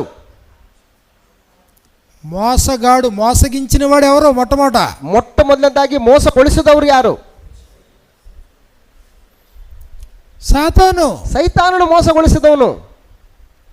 ఈరోజు నువ్వు అబద్ధాలు మాట్లాడుతున్నావంటే ఉద్దేశం ఏంటి? ಇವತ್ತು ನೀನು ಕೂಡ ಸುಳ್ಳನ್ನು ಹೇಳ್ತಾ ಇದೆಯಾ, ಸುಳ್ಳನ್ನು ನಂಬ್ತಾ ಇದೆಯಾ ಅಂತಂದ್ರೆ ಅರ್ಥ ಏನು? ఎదుటి వ్యక్తిని మోసగించడానికే. ಎದುರಿಗಿರ್ತಕ್ಕಂಥ ವ್ಯಕ್ತಿಯನ್ನು ಮೋಸಗೊಳಿಸುವುದಕ್ಕೋಸ್ಕರ. ఇదిగో అటు అబద్ధాన్నే పట్టుకున్నావు, ఇటు మోసగించడాన్నే పట్టుకున్నావు. ಇಲ್ಲಿ ಅವನು ಸುಳ್ಳು ಹೇಳೋದನ್ನ ಹಿಡ್ಕೊಂಡಿದ್ಯಾ, ಮೋಸಗೊಳಿಸುವಂಥದ್ದನ್ನು ಕೂಡ ಹಿಡ್ಕೊಂಡಿದ್ಯಾ. సాతాను ఆయుధాలా, దేవుని ఆయుధాలా ఇవి? ಅವು ದೇವರ ಆಯುಧಗಳ, ಸೈತಾನ ಆಯುಧಗಳ? సాతాను ఆయుధాలు. ಸೈತಾನನ ಆಯುಧಗಳು. నువ్వు ఎవరి కుమారుడిగా ఎదుగుతున్నావు? ನೀನು ಯಾರ ಕುಮಾರನಾಗಿ, ಯಾರ ಮಗನಾಗಿ, ಮಗಳಾಗಿ ಬೆಳೀತಾ ಇದೆಯಾ? దేవుని కుమారుడువా, సాతాను కుమారుడువా? ದೇವರ ಮಗನ, ಸೈತಾನನ ಮಗನ? అబద్ధికులందరూ, ಎಲ್ಲಾ ಸುಳ್ಳುಗಾರರು అగ్ని గంధకములతో మండు గుండంలో పాలు పొందుదురు. ಬೆಂಕಿ ಗಂಧಕಗಳು ಉರಿಯುವಂತ ಕೆರೆಯಲ್ಲಿ ಅವರು ಬೀಳಲ್ಪಡ್ತಾರೆ. కాబట్టి అపవాది మోసగించటానికి ప్రయోగించిన ఆయుధం అబద్ధం. ಆದ್ದರಿಂದ ಸೈತಾನನು ಮೋಸಗೊಳಿಸುವುದಕ್ಕೆ ಆಯ್ದುಕೊಂಡಂತ ಸಾಧನ ಸುಳ್ಳು, అబద్ధం. ಸುಳ್ಳು. ఈరోజు మనం ఎక్కడికి వెళ్ళినా అబద్ధాలు వినపడతాయా? ಇವತ್ತು ನಾವು ಎಲ್ಲೋದ್ರೂ ಕೂಡ ಸುಳ್ಳುಗಳೇ ಕೇಳಿಸಲ್ಪಡ್ತಾವಲ್ವಾ? ప్రతి ఒక్కడు ఆయుధం అదేనా? ಪ್ರತಿಯೊಬ್ಬನ ಆಯುಧಗಳು ಅವೇ ಆಗಿದಾವಲ್ಲ. సత్యం వినపడుతుందా, అబద్ధం వినపడుతుందా? ಸತ್ಯ ಕೇಳಿಸಲ್ಪಡ್ತಾ ಇದೆಯಾ, ಸುಳ್ಳು ಕೇಳಿಸಲ್ಪಡ್ತಾ ಇದೆಯಾ? అందరూ మోసగించే వాళ్ళే, ಎಲ್ಲರೂ మోసಗೊಳಿಸುವಂತವರೇ. ఎంత భయంకరమైన పరిస్థితి, ఎంత భయంకరವಾದಂಥ పరిస్థితి. ఇంకా అబద్ధాల్లోనే బ్రతికేసి మోసపోతాను బ్రతికేద్దామా? ಇನ್ನೂ ಸುಳ್ಳನ್ನೇ ನಂಬಿ ಸುಳ್ಳಿನಲ್ಲೇ ಬದುಕಿ ಅಲ್ಲೇ ಮೋಸ ಹೋಗೋಣವಾ? ప్రభు అయిన యేసుక్రీస్తు వారు పిలాతుతో మాట్లాడుతున్న సందర్భంలో ಕರ್ತನಾದ ಯೇಸು ಕ್ರಿಸ್ತನವರು ಪಿಲಾತನೊಟ್ಟಿಗೆ ಮಾತಾಡುವಂತ ಸಂದರ್ಭದಲ್ಲಿ సత్యమును గూర్చి సాక్ష్యం ఇచ్చుటకు నేను వచ్చి తిని ఇందు నిమిత్తమే నేను పుట్టి తిని అన్నాడు. ಸತ್ಯವನ್ನು ಕುರಿತು ಸಾಕ್ಷಿ ಹೇಳುವುದಕ್ಕೋಸ್ಕರವೇ ನಾನು ಬಂದಿದ್ದೇನೆ, ಇದಕ್ಕೋಸ್ಕರನೇ ನಾನು ಹುಟ್ಟಿದ್ದೀನಿ. యోహాను సువార్త 18వ అధ్యాయంలో మనకి ఈ మాటలు మనకు రాయబడ్డాయి. ಯೋಹಾನ್ ಬರೆಸುವಾರ್ತೆ 18ನೇ ಅಧ್ಯಾಯದಲ್ಲಿ ನಮಗೆ ಈ ರೀತಿಯಾಗಿ ಬರೆಯಲ್ಪಟ್ಟಿದೆ. 18వ అధ్యాయము 36వ వచనం నుండి 18ನೇ ಅಧ್ಯಾಯ 36ನೇ ವಚನದಿಂದ, యేసు నా రాజ్యము ఈ లోక సంబంధమైనది కాదు, ಯೇಸು ನನ್ನ ರಾಜ್ಯವು ಈ ಲೋಕದ್ದಲ್ಲ, ఈ లోకమైంది అయితే ನನ್ನ ರಾಜ್ಯವು ಈ ಲೋಕದ್ದಾಗಿದ್ದರೆ నేను యూదులకు అప్పగింపబడకున్నట్లు నా సేవకులు పోరాడుదురు గాని నా రాజ్యము ఇహ సంబంధమైంది కాదనెను. ನಾನು ಯಹೂದ್ಯರ ಕೈಯಲ್ಲಿ ಬೀಳದಂತೆ ನನ್ನ ಪರಿವಾರದವರು ಕಾದಾಡುತ್ತಿದ್ದರು. అందుకు పిలాతు యేసుతో ಆಗ ಪಿಲಾತನು ಯೇಸುವಿಗೆ ಹೇಳ್ತಾ ಇದ್ದಾನೆ, నీవు రాజువా అని అడుగుగా, ಹಾಗಾದ್ರೆ ನೀನು ಅರಸನು ಹೌದೋ ಹೌದಲ್ಲವೇ ಅಂದನು. అప్పుడు యేసు అన్నాడు, నీవు అన్నట్టు నేను రాజునే. ಆಗ ಯೇಸು ಹೇಳ್ತಾ ಇದ್ದಾನೆ ಆತನಿಗೆ, ನನ್ನನ್ನು ಅರಸನೆಂದು ನೀನೇ ಹೇಳಿದ್ದಿ. సత్యమును గూర్చి సాక్ష్యం ఇచ్చుటకు నేను పుట్టి తిని, ನಾನು ಸತ್ಯದ ವಿಷಯದಲ್ಲಿ ಸಾಕ್ಷಿ ಹೇಳುವುದಕ್ಕೋಸ್ಕರ ಹುಟ್ಟಿದವನು, ఇందు నిమిత్తమే ఈ లోకమునకు వచ్చి తిని, ಅದಕ್ಕೋಸ್ಕರವೇ ಈ ಲೋಕಕ್ಕೆ ಬಂದಿದ್ದೇನೆ. సత్యమును గూర్చి సాక్ష్యం ఇచ్చుటకు వచ్చాడు ప్రభు. ಸತ್ಯದ ವಿಷಯದಲ್ಲಿ ಸಾಕ್ಷಿ ಹೇಳುವುದಕ್ಕೋಸ್ಕರ ಪ್ರಭು ಈ ಲೋಕಕ್ಕೆ ಬಂದಿದ್ದಾರೆ. అపవాది అబద్ధములు చెప్పుతూ సర్వలోకాన్ని మోసపుచ్చుతుంటే ಸೈತಾನನು ಸುಳ್ಳನ್ನು ಹೇಳ್ತಾ ಎಲ್ಲರನ್ನೂ ಮೋಸಗೊಳಿಸುತ್ತಿರುವಂತ ಸಂದರ್ಭದಲ್ಲಿ ప్రభు అయిన యేసుక్రీస్తు వారు సత్యమును గురించి సాక్ష్యం ఇవ్వడానికి ఆయన ఈ లోకానికి వచ్చారు. ಪ್ರಭುವಾದ ಯೇಸು ಕ್ರಿಸ್ತನವರು ಸತ್ಯದ ವಿಷಯದಲ್ಲಿ ಸಾಕ್ಷಿ ಹೇಳುವುದಕ್ಕೋಸ್ಕರ ಈ ಲೋಕಕ್ಕೆ ಬಂದಿದ್ದಾರೆ. ఇందు నిమిత్తమే ఈ లోకమునకు వచ్చి తిని, ಇದಕ್ಕೋಸ್ಕರವೇ ಈ ಲೋಕಕ್ಕೆ ಬಂದಿದ್ದೇನೆ. సత్య సంబంధి అయిన ప్రతివాడు నా మాట వింటాడు అన్నాడు. ಸತ್ಯಪರರೆಲ್ಲರೂ ನನ್ನ ಮಾತಿಗೆ ಕಿವಿ ಕೊಡುತ್ತಾರೆ. అంటే ఇప్పుడు ప్రభు మాట ఎవరు వింటారు, సాతాను మాట ఎవరు వింటారు? ಅಂದ್ರೆ ಕರ್ತನ ಮಾತು, ಯೇಸು ಕ್ರಿಸ್ತನ ಮಾತು ಯಾರು ಕೇಳ್ತಾರೆ, ಸೈತಾನನ ಮಾತು ಯಾರು ಕೇಳ್ತಾರೆ? ప్రభు మాట ఎవరికి రుచినిస్తుంది? ಅಂದ್ರೆ ಕ್ರಿಸ್ತನ ಮಾತುಗಳು ಯಾರಿಗೆ ರುಚಿಯಾಗಿ ಕಾಣಿಸ್ತವೆ? యేసు ప్రభు మాటలు ఎవరికి నచ్చుతాయి? ಯೇಸು ಕ್ರಿಸ್ತನ ಮಾತುಗಳು ಯಾರಿಗೆ ಇಷ್ಟವಾಗ್ತವೆ? ఇక్కడ ఉపయోగించిన మాట ఏంటంటే సత్య సంబంధి అయిన ప్రతివాడు. ಇಲ್ಲಿ ಬಳಸಲ್ಪಟ್ಟಂತ ಪದ ಯಾವುದಂತಂದ್ರೆ ಸತ್ಯಪರರೆಲ್ಲರೂ, ಸತ್ಯ ಸಂಬಂಧಿಗಳು. ఏది యథార్థమో ఏది సత్యమో అది వినాలనే కోరిక ఉందా అసలు నీకు? ಯಾವುದು ಸತ್ಯ, ಯಾವುದು ದೇವರದ್ದು ಆಲೋಚನೆ ಅನ್ನುವಂತ ಒಂದು ಕೇಳುವಂತ ಕೋರಿಕೆ ನಿನಗಿದೆಯಾ? లేదా అబద్ధాలు వినడానికే ఇష్టంగా ఉందా? ಇಲ್ಲ ಸುಳ್ಳನ್ನು ಹೇಳೋದಕ್ಕೆ ನಿನಗೆ ಇಷ್ಟ ಇದೆಯಾ? అబద్ధాలు ఎలా ఉంటాయి తెలుసా? ಸುಳ್ಳುಗಳು ಹೆಂಗಿರ್ತಾವ ಗೊತ್ತಾ? నువ్వు చాలా బాగుంటావు, ನೀನು ತುಂಬಾ ಚೆನ್ನಾಗಿರ್ತೀಯಾ, భలే అందగాడివి, ಬಹಳ ಸುಂದರವಾಗಿದೆಯಾ, నీ మీసం బాగుంటది, ನಿನ್ ಮೀಸೆ ತುಂಬಾ ಚೆನ್ನಾಗಿದೆ, నీ హెయిర్ స్టైల్ బాగుంటది, ನಿನ್ ಹೇರ್ ಸ್ಟೈಲ್ ತುಂಬಾ ಚೆನ್ನಾಗಿದೆ, నీ డ్రెస్ బాగుంటది, ನಿನ್ ಡ್ರೆಸ್ ತುಂಬಾ ಚೆನ್ನಾಗಿದೆ, నీ నడక బాగుంటది, ನಿನ್ ನಡತೆ ತುಂಬಾ ಚೆನ್ನಾಗಿದೆ. బా నువ్వు మాట్లాడితే నువ్వు పరలోకం కనబడుతుంది, ಅಬ್ಬಾ ನೀನ್ ಮಾತಾಡಿದ್ರೆ ಪರಲೋಕನೇ ಕಂಡು ಬಿಡ್ತಾ ಇದೆ. ఇవి బాగుంటాయా? ಇವು ಚೆನ್ನಾಗಿರ್ತಾವ? నిజం చెప్తే బాగుంటుందా? ನಿಜ ಹೇಳಿದ್ರೆ ಚೆನ್ನಾಗಿರುತ್ತೆ. మనుషులకి దేన్ని స్వాగతిస్తాడు మనిషి? ಅಂದ್ರೆ ಮನುಷ್ಯ ಯಾವುದಕ್ಕೆ ಸಂತೋಷ ಪಡ್ತಾನೆ? అసలు నీ మైండ్ సెట్ ఏంటి? ಇಷ್ಟಕ್ಕೂ ನಿನ್ ಮೈಂಡ್ ಸೆಟ್ ಏನು? ఉన్నది ఉన్నట్టుగా చెప్తే నీకు నచ్చుతుందా? ಇದ್ದದನ್ನ ಇದ್ದ ಹಾಗೆ ಹೇಳಿದ್ರೆ ನಿನಗೆ ಇಷ್ಟ ಆಗುತ್ತಾ? లేకపోతే లేనిది ఉన్నట్టు చెప్తే నీకు నచ్చుతుందా? ಇಲ್ಲದನ್ನ ಇದ್ದದ ಹಾಗೆ ಹೇಳಿದ್ರೆ ನಿನಗೆ ಇಷ್ಟ ಆಗುತ್ತಾ? లేనిది ఉన్నట్టు చెప్తేనే నచ్చుతుంది కదా. ಇಲ್ಲದನ್ನ ಇದ್ದ ಹಾಗೆ ಹೇಳಿದ್ರೆ ನಿಮ್ಗೆ ಇಷ್ಟ ಆಗುತ್ತಲ್ವಾ? ఉన్నది ఉన్నట్టుగా చెప్తే దూరం అయిపోతారు. ಇದ್ದದನ್ನ ಇದ್ದ ಹಾಗೆ ಹೇಳಿದ್ರೆ ದೂರ ಆಗ್ಬಿಡ್ತಾರೆ. అలా చెప్పేవాడిని దగ్గర రానివ్వరు. ಆ ರೀತಿ ಹೇಳ್ತಕ್ಕಂಥವ್ರನ್ನ ನಿಮ್ಮ ಹತ್ರಕ್ಕೆ ಅವರು అసలు ముందు నీ మైండ్ సెట్ ఏంటి? ಇಷ್ಟಕ್ಕೂ ನಿನ್ನ ಮೈಂಡ್ ಸೆಟ್ ಏನು? నువ్వు సత్య సంబంధివేనా? ನೀನು ಸತ್ಯ ಸಂಬಂಧಿನೇನಾ? సత్యాన్ని వినాలని కోరిక నీలో ఉందా? ಸತ್ಯವನ್ನ ಕೇಳಬೇಕನ್ನುವಂತ ಕೋರಿಕೆ ನಿನ್ನಲ್ಲಿದೆಯಾ? సత్యము మాత్రమే వినాలనే తపన నీలో ఉందా? సత్యವನ್ನು మాత్రమే ನಾನು ಕೇಳಬೇಕನ್ನುವಂತ ಒಂದು తపన నిన్నಲ್ಲಿದೆಯా? లేదు, సత్యం కొద్ది కఠినంగా ఉంది, కష్టంగా ఉంది, ఇబ్బందిగా ఉంది, సత్యం వద్దులే, నాకు నా చెవులకు అనుకూలమైంది వినాలనే కోరుకుందా? ಇಲ್ಲ ಸತ್ಯ ಬಹಳ ಕಠಿಣವಾಗಿದೆ, ಸತ್ಯ ಬಹಳ ಕಷ್ಟಕರವಾಗಿದೆ, ಸತ್ಯ ಬಹಳ ಇಕ್ಕಟ್ಟಾಗಿದೆ, ಹಾಗಾಗಿ ನಾನು ಸುಳ್ಳನ್ನೇ ಕೇಳಬೇಕು, ಕಲ್ಪನಾ ಕಥೆಗಳನ್ನೇ ಕೇಳಬೇಕನ್ನುವಂತಹ ತೀಟೆ ಕಿವಿ ನಿನಗಿದೆಯಾ? దేనికి నువ్వు ఇష్టపడుతున్నావు? ಯಾವುದಕ್ಕೆ ನೀನು ಇಷ್ಟಪಡ್ತಾ ಇದೆಯಾ? అయితే ప్రభు అన్నాడు, ಆದ್ರೆ ಯೇಸು ಕ್ರಿಸ್ತನವರು ಹೇಳ್ತಾ ಇದ್ದಾರೆ, వాడు ఎవడైనా సరే ಅವನು ಯಾವನೇ ಆಗಿರ್ಲಿ, సత్య సంబంధి అయితే ಅವನು ಸತ್ಯ ಸಂಬಂಧಿನೇ ಆಗಿದ್ರೆ అలాంటి వాడికే నా మాటలు రుచినిస్తాయి. ಅಂತವನಿಗೆ ನನ್ನ ಮಾತುಗಳು ರುಚಿಯಾಗಿ ಕಾಣ್ತವೆ. వాడు సత్య సంబంధి కాపోతే, ಅವನು ಸತ್ಯ ಸಂಬಂಧಿ ಆಗಿರದೇ ಇದ್ರೆ అలాంటి వాడు నా దగ్గరికి రాడు, ಅಂತವನು ನನ್ನ ಬಳಿಗೆ ಬರೋದಿಲ್ಲ. చాలా సార్లు సందేహం ఏర్పడుతుంది. ಬಹಳಷ್ಟು ಸಂದರ್ಭಗಳಲ್ಲಿ ನಮಗೆ ಅನುಮಾನಗಳು, ಸಂದೇಹಗಳು ಉಂಟಾಗ್ತವೆ. ప్రభు సత్యమేగా చెప్పాడు, జనాలు ఎందుకు ఇష్టపడరు ఆయన్ని? ಯೇಸು ಕ್ರಿಸ್ತನವರು ಸತ್ಯನೇ ಹೇಳಿದಾರಲ್ವಾ, ಜನರು ಯಾಕೆ ಇಷ್ಟೊಂದು ಅನುಮಾನ ಸಂದೇಹಾತ್ಮಕವಾದಂತ ವಿಷಯಗಳನ್ನು ಹೇಳ್ತಾ ಇದ್ದಾರೆ? బైబిల్ సత్య సంబంధమైన గ్రంథమే కదా, ఎందుకు ఆకర్షించలేకపోతున్న జనాల్ని? ಬೈಬಲ್ ಸತ್ಯ ಸಂಬಂಧವಾದಂತ ಗ್ರಂಥನೇ ತಾನೆ, ಮತ್ತೆ ಯಾಕೆ ಜನರನ್ನ ಆಕರ್ಷಣೆ ಮಾಡಕ್ಕೆ ಆಗ್ತಾ ಇಲ್ಲ? ఆకర్షించలేకపోవడం కాదు ఇది. ಇಲ್ಲಿ ಆಕರ್ಷಣೆ ಮಾಡುವುದಕ್ಕೆ ಆಗ್ತಾ ಇಲ್ಲ ಅನ್ನುವಂಥದ್ದು ಮುಖ್ಯ ಅಲ್ಲ. ಇಲ್ಲಿ వారు సత్య సంబంధులు కాదు, ಅವರು ಸತ್ಯ ಸಂಬಂಧಿಗಳಲ್ಲ. అబద్ధాలు వినడానికి ఇష్టపడుతున్నారు, ಅವರು ಸುಳ್ಳನ್ನ ಕೇಳೋದಕ್ಕೆ ಇಷ್ಟಪಡ್ತಾರೆ, అబద్ధాన్ని ప్రేమిస్తున్నారు, ಅವರು ಸುಳ್ಳನ್ನ ಪ್ರೀತಿ ಮಾಡ್ತಾರೆ, అబద్ధాన్ని ఎంజాయ్ చేస్తున్నారు. ಅವರು ಅಬದ್ಧಗಳಲ್ಲಿ ಅವರು ಸಂತೋಷ ಪಡ್ತಾ ಇದ್ದಾರೆ, ಎಂಜಾಯ್ ಮಾಡ್ತಾ ಇದ್ದಾರೆ. ప్రభు అయిన యేసుక్రీస్తు వారు మాట్లాడుతూ, ಕರ್ತನಾದ ಯೇಸು ಕ್ರಿಸ್ತನವರು ಮಾತಾಡ್ತಾ, యోహాను సువార్త 6వ అధ్యాయంలో ಯೋಹಾನ್ ಬರೆಸುವಾರ್ತೆ 6ನೇ ಅಧ್ಯಾಯದಲ್ಲಿ 44వ వచనం మనకి ఇలా వ్రాయబడింది. 44ನೇ ವಚನದಲ್ಲಿ ಈ ರೀತಿಯಾಗಿ ಬರೆಯಲ್ಪಟ್ಟಿದೆ. యోహాను సువార్త 6వ అధ్యాయము 44వ వచనంలో, ಯೋಹಾನ್ ಬರೆಸುವಾರ್ತೆ 6ನೇ ಅಧ್ಯಾಯ 44ನೇ ವಚನದಲ್ಲಿ, నన్ను పంపిన తండ్రి వానిని ఆకర్షించితేనే గాని, ನನ್ನನ್ನು ಕಳುಹಿಸಿ ಕೊಟ್ಟಂತ ತಂದೆಯು ಎಳೆದ ಹೊರತು, ఇదిగో ప్రభు చెప్తున్నాడు, నన్ను పంపిన తండ్రి, ನನ್ನನ್ನು ಕಳುಹಿಸಿ ಕೊಟ್ಟಂತ ತಂದೆಯು వానిని ఆకర్షించితేనే గాని ಅವರನ್ನು ಎಳೆದ ಹೊರತು ఎవడును నా యొద్దకు రాలేడు, ಯಾವನೂ ನನ್ನ ಬಳಿಗೆ ಬರಲಾರನು.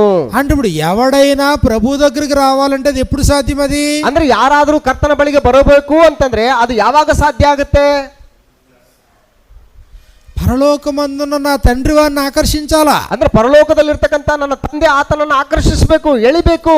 తండ్రి వారిని ఎప్పుడు ఆకర్షిస్తాడు? ತಂದೆ ಅವನನ್ನ ಯಾವಾಗ ಎಳಿತಾನೆ? పరలోకమందున్న తండ్రి ఒకరిని ఎప్పుడు ఆకర్షిస్తాడు? ಪರಲೋಕದಲ್ಲಿರ್ತಕ್ಕಂಥ ತಂದೆ ಒಬ್ಬನನ್ನ ಯಾವಾಗ ಎಳಿತಾನೆ?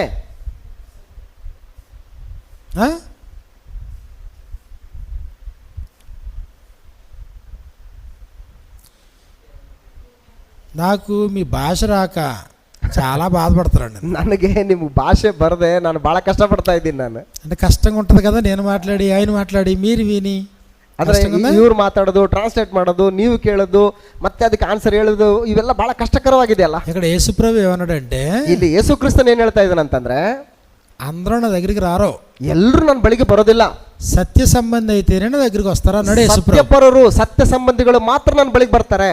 ఇప్పుడు ఈ వచనంలో ఏం రాయబడిందంటే, ಈಗ ಈ ವಚನದಲ್ಲಿ ಏನ್ ಬರೆಯಲ್ಪಟ್ಟಿದೆ ಅಂತಂದ್ರೆ, పరలోకమందున్న నా తండ్రి ఒకరిని ఆకర్షిస్తే తప్ప వాడు నా దగ్గరికి రాడంటున్నాడు. ಪರಲೋಕದಲ್ಲಿರುವಂತ ನನ್ನ ತಂದೆಯು ಒಬ್ಬನನ್ನು ಎಳೆದ ಹೊರತು ಯಾರು ಕೂಡ ನನ್ನ ಬಳಿಗೆ ಬರೋದಿಲ್ಲ ಅಂತ ಹೇಳ್ತಾ ಇದ್ದಾನೆ ಯೇಸು ಕ್ರಿಸ್ತನು. పరలోకమందున్న తండ్రి ఒకరిని ఆకర్షించాలంటే వాళ్ళలో ఉండాల్సిన క్వాలిటీ ఏంటి? ಪರಲೋಕದಲ್ಲಿರ್ತಕ್ಕಂಥ ತಂದೆ ಒಬ್ಬನನ್ನ ಎಳಿಬೇಕು ಅಂತಂದ್ರೆ ಆ ವ್ಯಕ್ತಿಯಲ್ಲಿ ಇರಬೇಕಾದಂತ ಒಂದು ಕ್ವಾಲಿಫಿಕೇಶನ್ ಏನು, ಗುಣ ಏನಾಗಿರ್ಬೇಕು? ఏ క్వాలిటీ ఉంటే తండ్రి ఆకర్షిస్తాడు ఒక వ్యక్తిని? ಒಬ್ಬ ವ್ಯಕ್ತಿಯಲ್ಲಿ ಯಾವ ಕ್ವಾಲಿಟಿ ಇದ್ರೆ ಪರಲೋಕದಲ್ಲಿರ್ತಕ್ಕಂಥ ತಂದೆ ಅವನನ್ನು ಎಳಿತಾನೆ. అంటే సత్యం ఉంటే లాగుతారు అని చెప్తున్నారు. సత్య సంబంధివైతే, సత్యపరనాగిದ್ರೆ, సత్య ಸಂಬಂಧಿಯಾಗಿದ್ರೆ, సత్యమే కావాలనే కోరిక నీలో ఉంటే, ನನಗೆ ಸತ್ಯನೇ ಬೇಕು ಅನ್ನುವಂತ ಕೋರಿಕೆ ನಿನ್ನಲ್ಲಿದ್ರೆ, సత్య సంబంధిగా బ్రతకాలనే కాంక్ష నీలో ఉంటే, ಸತ್ಯ ಸಂಬಂಧಿಯಾಗಿ ನಾನು ಬದುಕಬೇಕು ಅನ್ನುವಂತ ಇಚ್ಛೆ ನಿನಗಿದ್ರೆ, సత్యము వైపే నిలబడాలనే తపన నీలో ఉంటే, ಸತ್ಯದೆಡೆಗೆ ಮಾತ್ರ ನಾನು ನಿಂತುಕೊಳ್ಬೇಕನ್ನುವಂತಹ ತಪನೆ ನಿನ್ನಲ್ಲಿದ್ರೆ, ఈ క్వాలిటీ తండ్రిని ఆకర్షిస్తుంది. ಈ ಕ್ವಾಲಿಟಿ ತಂದೆಯನ್ನು ಆಕರ್ಷಣೆ ಮಾಡ್ತದೆ.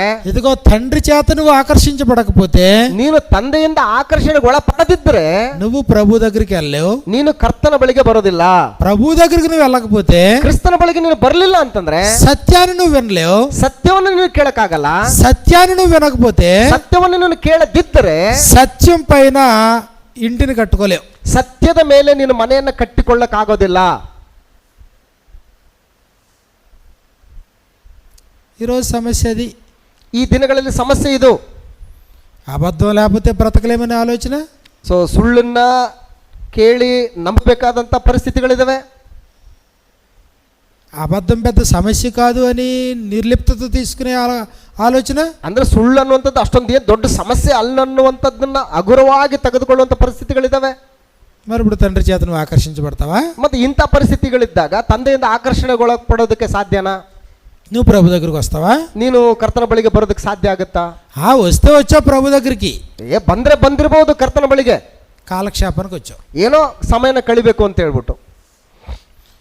సత్యాన్ని వినడానికి రాలేదు, నువ్వు ಸತ್ಯನ ಕೇಳೋದಕ್ಕೆ ನೀನು ಬಂದಿಲ್ಲ, సత్యాన్ని గ్రహించడానికి రాలేదు, ಸತ್ಯವನ್ನು ಗ್ರಹಿಸೋದಕ್ಕೆ ನೀನು ಬಂದಿಲ್ಲ, టైం పాస్కి వచ్చావు. ಸುಮ್ಮನೆ ಟೈಮ್ ಪಾಸ್, ಸಮಯ ಕಳೆದಕ್ಕೆ.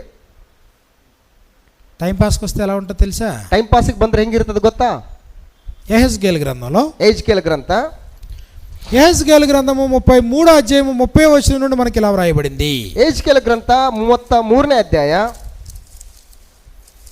33వ అధ్యాయము 30వ వచనం నుండి 33ನೇ అధ్యాయ 30ನೇ వచనದಿಂದ, మరియు నరపుత్రుడా, నీ జనులు గోడ దగ్గరను ఇంటి ద్వారముల యందు నిలవబడి నిన్ను గూర్చి మాట్లాడుదురు, ఒకరినొకరు చూచి పోదము రండి, యెహోవా యొద్ద నుండి బయలుదేరు మాట ఎట్టుదో చూతము రండి అని చెప్పుకొనుచున్నారు. ನರಪುತ್ರನೇ, ನಿನ್ನ ಜನರು ಗೋಡೆಗಳ ನೆರಳಿನಲ್ಲಿಯೂ ಮನೆಯ ಬಾಗಿಲುಗಳಲ್ಲಿಯೂ ನಿನ್ನ ಪ್ರಸ್ತಾಪವನ್ನೆತ್ತಿ ಪರಸ್ಪರವಾಗಿ ಒಬ್ಬರಿಗೊಬ್ಬರು ಯೆಹೋವನ ಬಾಯಿಂದ ಹೊರಟ ಮಾತೇನು ಕೇಳೋಣ ಬನ್ನಿರಿ ಎಂದು ಹೇಳಿಕೊಳ್ಳುತ್ತಿದ್ದಾರೆ.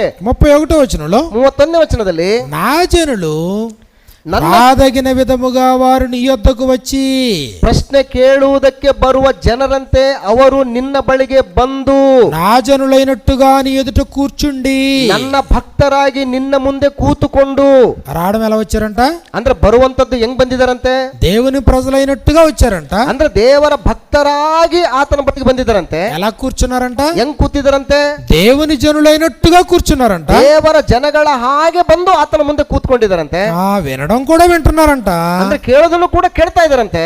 గాని ಆದರೆ వాటిని అనుసరించి ప్రవర్తింపరు, ಅವುಗಳನ್ನ ಕೈಕೊಳ್ಳುವುದಿಲ್ಲ, ಅವುಗಳ ಪ್ರಕಾರ ನಡೆಯುವುದಿಲ್ಲ. ఎందుకంటే ఇలాగా? ಯಾಕಿಂಗೆ?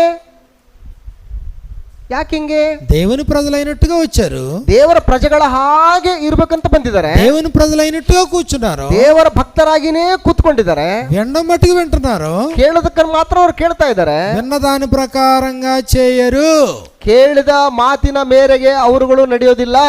కారణం ఏంటి చెప్పండి? ಕಾರಣ ಏನು ಹೇಳಿ? కారణం ఏంటి? ಕಾರಣ ಏನು?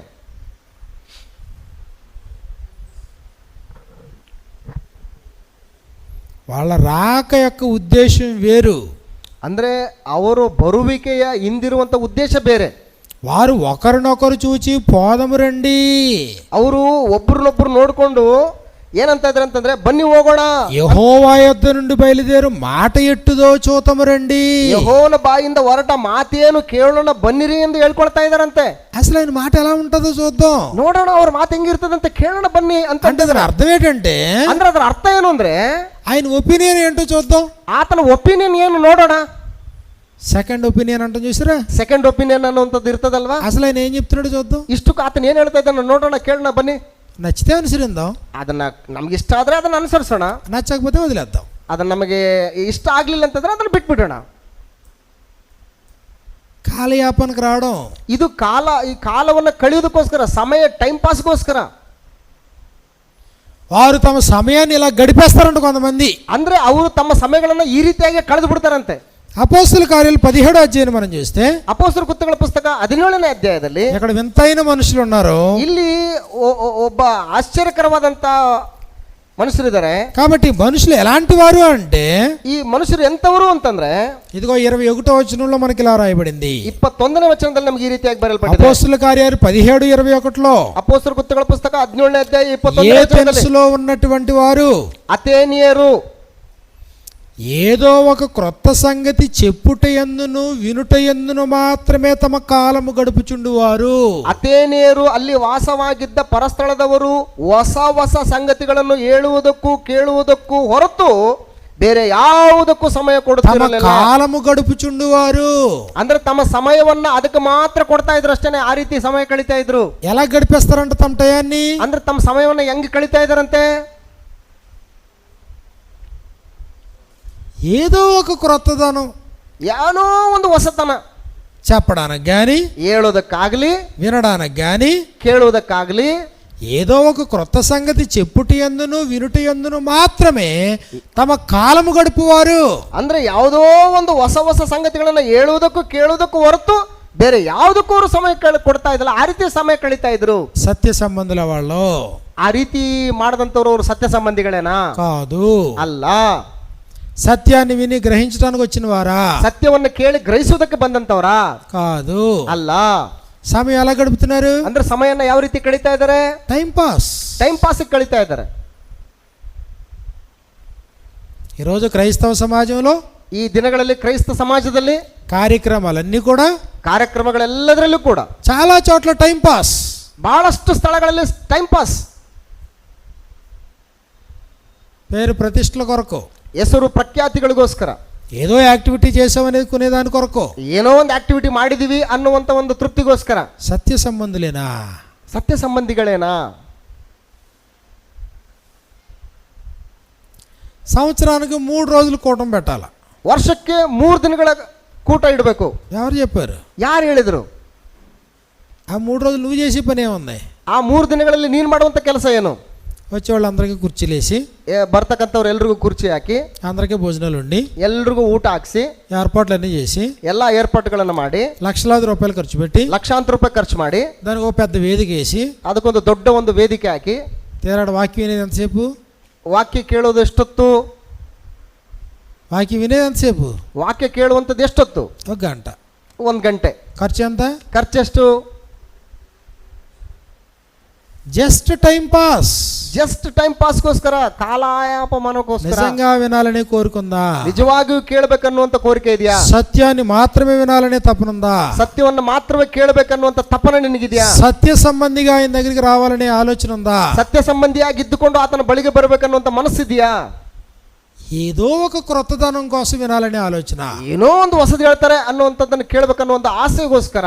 అసలు ఆయన ఏం చెప్తాడో విందాం, నడండి, పోదాం, నడండి అనే ఆలోచన. ಇಷ್ಟಕ್ಕೂ ಆತ ಏನ್ ಹೇಳ್ತಾ ಇದ್ದಾನೆ ಈ ವಿಷಯದಲ್ಲಿ ಕೇಳೋಣ ಬನ್ನಿ ಅನ್ನುವಂತ ಒಂದು ದೃಷ್ಟಿಕೋನ.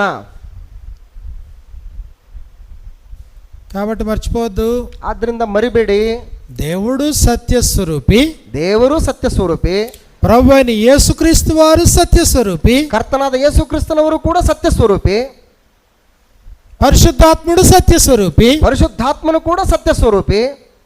నరుల్ని కూడా ఎలా నిర్మించాడు? ಮನುಷ್ಯನನ್ನು ಕೂಡ ಯಾವ ರೀತಿ ನಿರ್ಮಾಣ ಮಾಡಿದ್ದಾನೆ?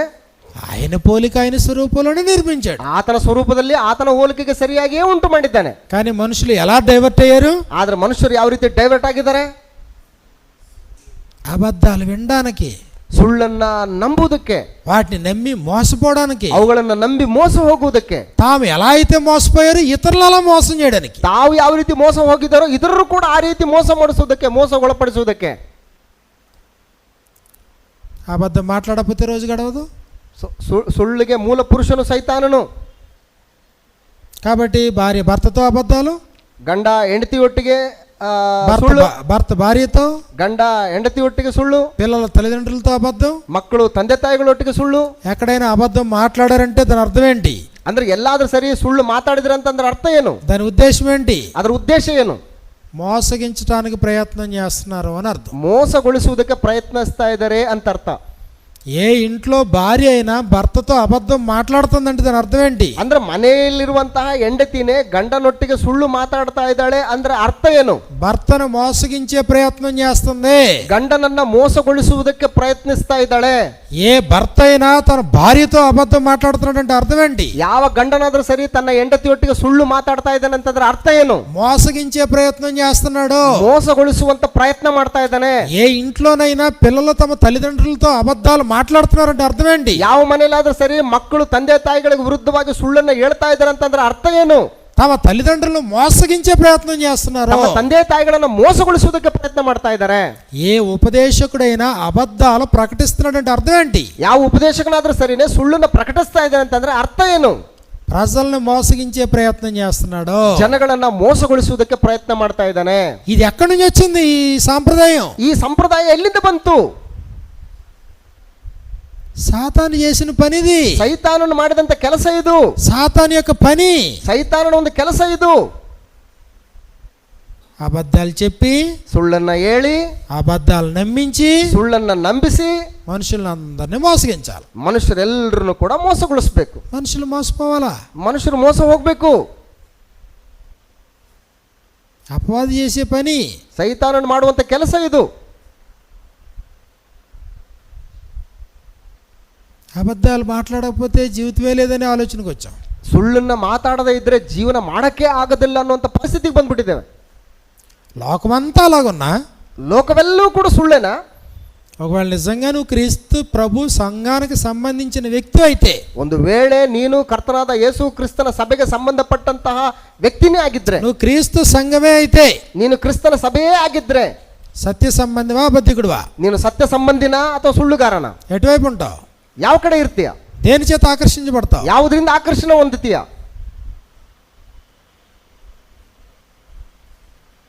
లేదండి ప్రభు సంఘంలో కూడా అబద్ధికులు ఉంటారండి అన్నాం అనుకోండి, ಇಲ್ಲರಿ ಕರ್ತನ ಸಭೆಯಲ್ಲೂ ಕೂಡ ಸುಳ್ಳುಗಾರರು ಇದಾರ್ರಿ ಅಂತ ಅಂದುವಂತ ಇಟ್ಕೊಳ್ಳಿ, అంటే మోసగించే వాళ్ళు ఉన్నారని అర్థం. ಅಂದ್ರೆ ಮೋಸಗೊಳಿಸುವಂತವ್ರು ಇದಾರೆ ಅಂತ ಅರ್ಥ. నిత్య జీవానికి అర్హులు అవుతారా? నిత్య జీవానికి వారు అర్హులు కాదు. ಅವರು ನಿತ್ಯ ಜೀವಕ್ಕೆ ಅರ್ಹರಾಗ್ತಾರಾ? ಅವ್ರು ನಿತ್ಯ ಜೀವಕ್ಕೆ ಅರ್ಹರ ಆಗೋದಿಲ್ಲ. కొత్త నిబంధనలో ಹೊಸ ಒಡಂಬಡಿಕೆಯಲ್ಲಿ అబద్ధం మాట్లాడిన దానికి ఫలితంగా, ಸುಳ್ಳನ್ನ ಮಾತಾಡುವುದಕ್ಕೆ ಪ್ರತಿಫಲವಾಗಿ ప్రారంభ క్రీస్తు సంఘంలో, ಪ್ರಾರಂಭ ಕ್ರಿಸ್ತನ ಸಭೆಯಲ್ಲಿನೇ సమాజం అంతటికీ వార్నింగ్ ఇవ్వడానికి, ಸಮಾಜಕ್ಕೆಲ್ಲಕ್ಕೂ ಕೂಡ ವಾಕ್ಯವನ್ನು ಕಳಿಸುವುದಕ್ಕೋಸ್ಕರ ఇదిగో దేవుడు కఠినమైన నిర్ణయం తీసుకున్నాడు. ದೇವರು ಒಂದು ಕಠಿಣವಾದಂಥ ನಿರ್ಣಯವನ್ನು ತೆಗೆದುಕೊಂಡಿದ್ದಾನೆ. ಅಲ್ಲಿ ఇద్దరు చచ్చిపోయారు. ಇಬ್ಬರು ಸತ್ತೋಗಿದ್ರು ಸುಳ್ಳು ಹೇಳ್ಬಿಟ್ಟು. సందర్భం ఏంటి? ಸಂದರ್ಭ ಏನು? అననీయ సప్పిరా, ಅನನೀಯ ಮತ್ತು ಸಫೈರಳು వారు చేసిన పాపం ఏంటి? ಅವ್ರು ಮಾಡಿದಂಥ ಪಾಪ ಏನು? ఎవరన్నా చంపేశారా? ಯಾರನ್ನಾದ್ರೂ ಕೊಲೆ ಮಾಡಿದ್ರಾ? వ్యభిచారం చేశారా? ವ್ಯಭಿಚಾರ ಮಾಡಿದ್ರಾ? అబద్ధం, ಸುಳ್ಳು. అపోస్తలుల కార్యాలు 5వ అధ్యాయంలో 1 నుంచి 11 వచనాలు మనం చూసినప్పుడు, ಅಪೊಸ್ತಲರ ಕೃತ್ಯಗಳ ಪುಸ್ತಕ 5ನೇ ಅಧ್ಯಾಯ 1ರಿಂದ సంఘానికి అంతటికే భయం కలగడానికి ఈ చర్య చేశాను అన్నాడు అంతే. ಸಭೆಗೆಲ್ಲವೂ ಕೂಡ ಭಯವನ್ನು ಹುಟ್ಟಿಸೋದಕ್ಕೋಸ್ಕರ ಈ ಕಾರ್ಯಕ್ರಮ ನಡೀತು ಅಂತ ಹೇಳ್ತಾ ಇದ್ದಾನೆ. సంఘానికి అంతటికే భయం కలగడానికి, ಸಭೆ ಎಲ್ಲದಕ್ಕೂ ಕೂಡ ಭಯ ಉಂಟಾಗೋದಕ್ಕೋಸ್ಕರ. నీ పొలం ఇంతకే అమ్మేవా? ನಿಮ್ಮ ಜಮೀನನ್ನ ನೀವು ಮಾರಿದ್ದು ಇಷ್ಟಕ್ಕೇನಾ? చూసారా? ನೋಡಿದ್ರಾ? ఇంతకే, ಇಲ್ಲ ಇಷ್ಟಕ್ಕೆ. అంటే అబద్ధం అంత సింపులా? ಅಂದ್ರೆ ಸುಳ್ಳು ಅನ್ನುವಂಥದ್ದು ಅಷ್ಟು సింపులా? కాబట్టి మర్చిపోద్దు, ప్రభు అయిన యేసుక్రీస్తు వారు నాడు నమ్మినటువంటి యూదులతో ఈ మాటలు చెప్పాడంటే అది అక్షర సత్యం. ಕರ್ತನಾದ ಯೇಸು ಕ್ರಿಸ್ತನವರು ತನ್ನನ್ನು మీరు మీ తండ్రి యొక్క అపవాది సంబంధులు, ಯಹೂದ್ಯರಿಗೆ ಹೇಳಿದಂತ ಮಾತು, మీ తండ్రి దురాశలు నెరవేర్చుకోరుచున్నారు. ನೀವು ನಿಮ್ಮ ತಂದೆಯಾದಂತಹ ಸುಳ್ಳಿಗೆ ಮೂಲ ಪುರುಷ. ఆది నుండి వాడు నరహంతకుడై ఉండి సత్యమందు నిలిచిన వాడు కాడు. ಆದಿಯಿಂದ ಅವನು ಸತ್ಯದಲ್ಲಿ ನಿಲ್ಲಲಿಲ್ಲ, ಅವನು ಸುಳ್ಳು. వాని యందు సత్యమే లేదు, ಅವನಲ್ಲಿ ಸತ್ಯವೇ ಇಲ್ಲ.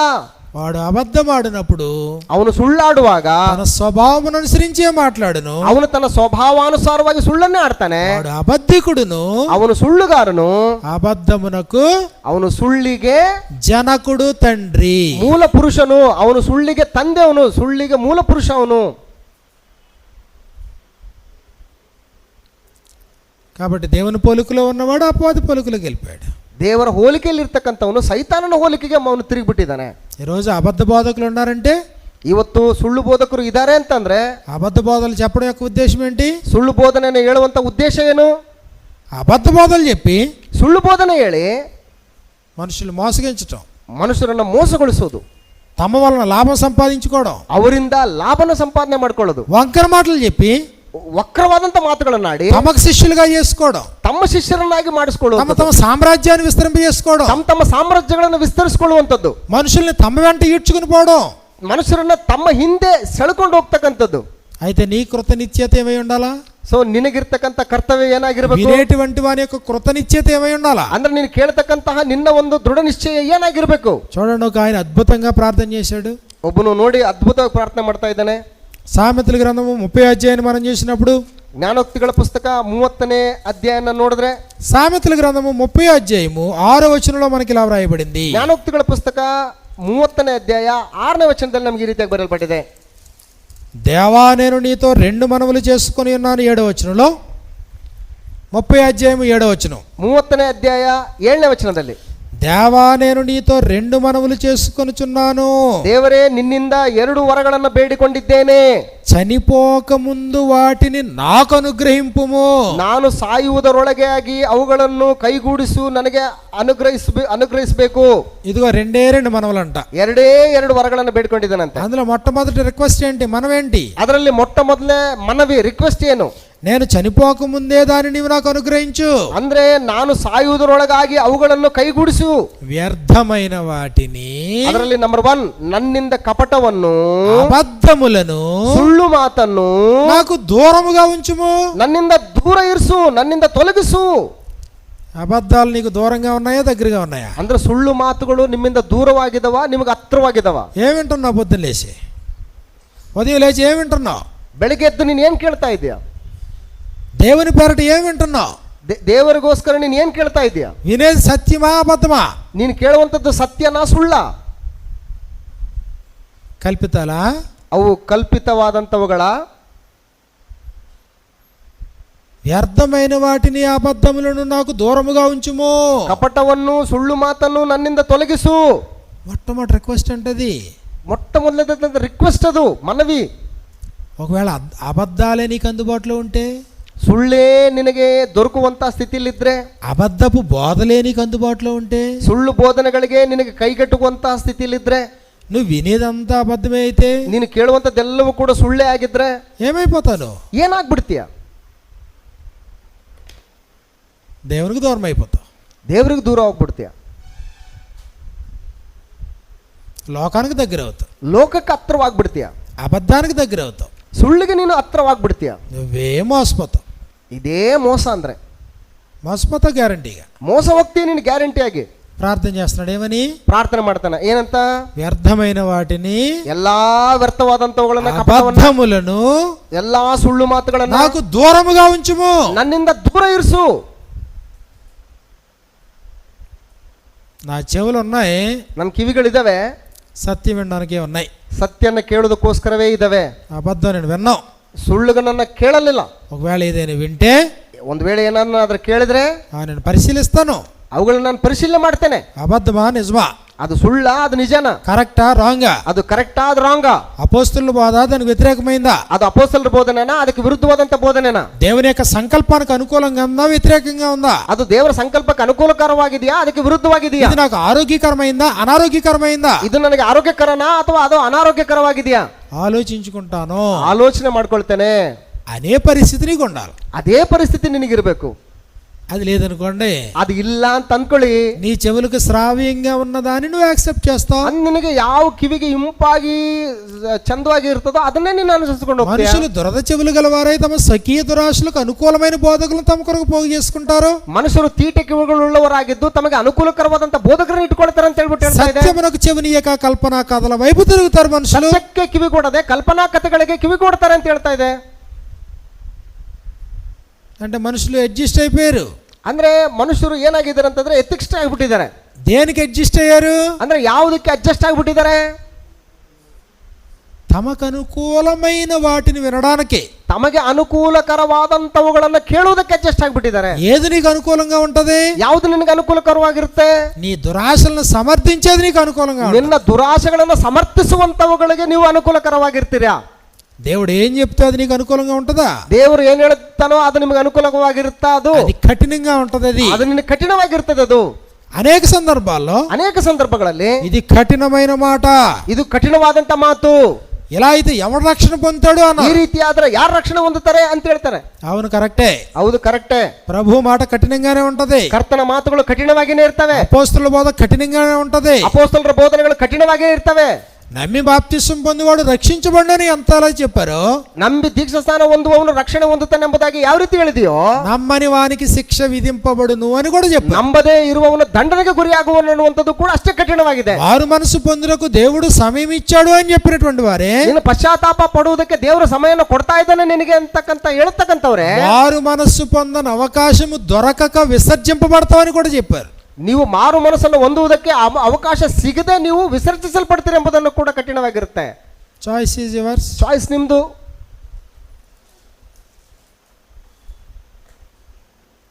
మోసగించడానికి ఆయుధం ఏంటి? ಮೋಸಗೊಳಿಸುವುದಕ್ಕೆ ಆಯುಧ ಏನು? అబద్ధాలు చెప్పడం. ಸುಳ್ಳು ಹೇಳುವುದು.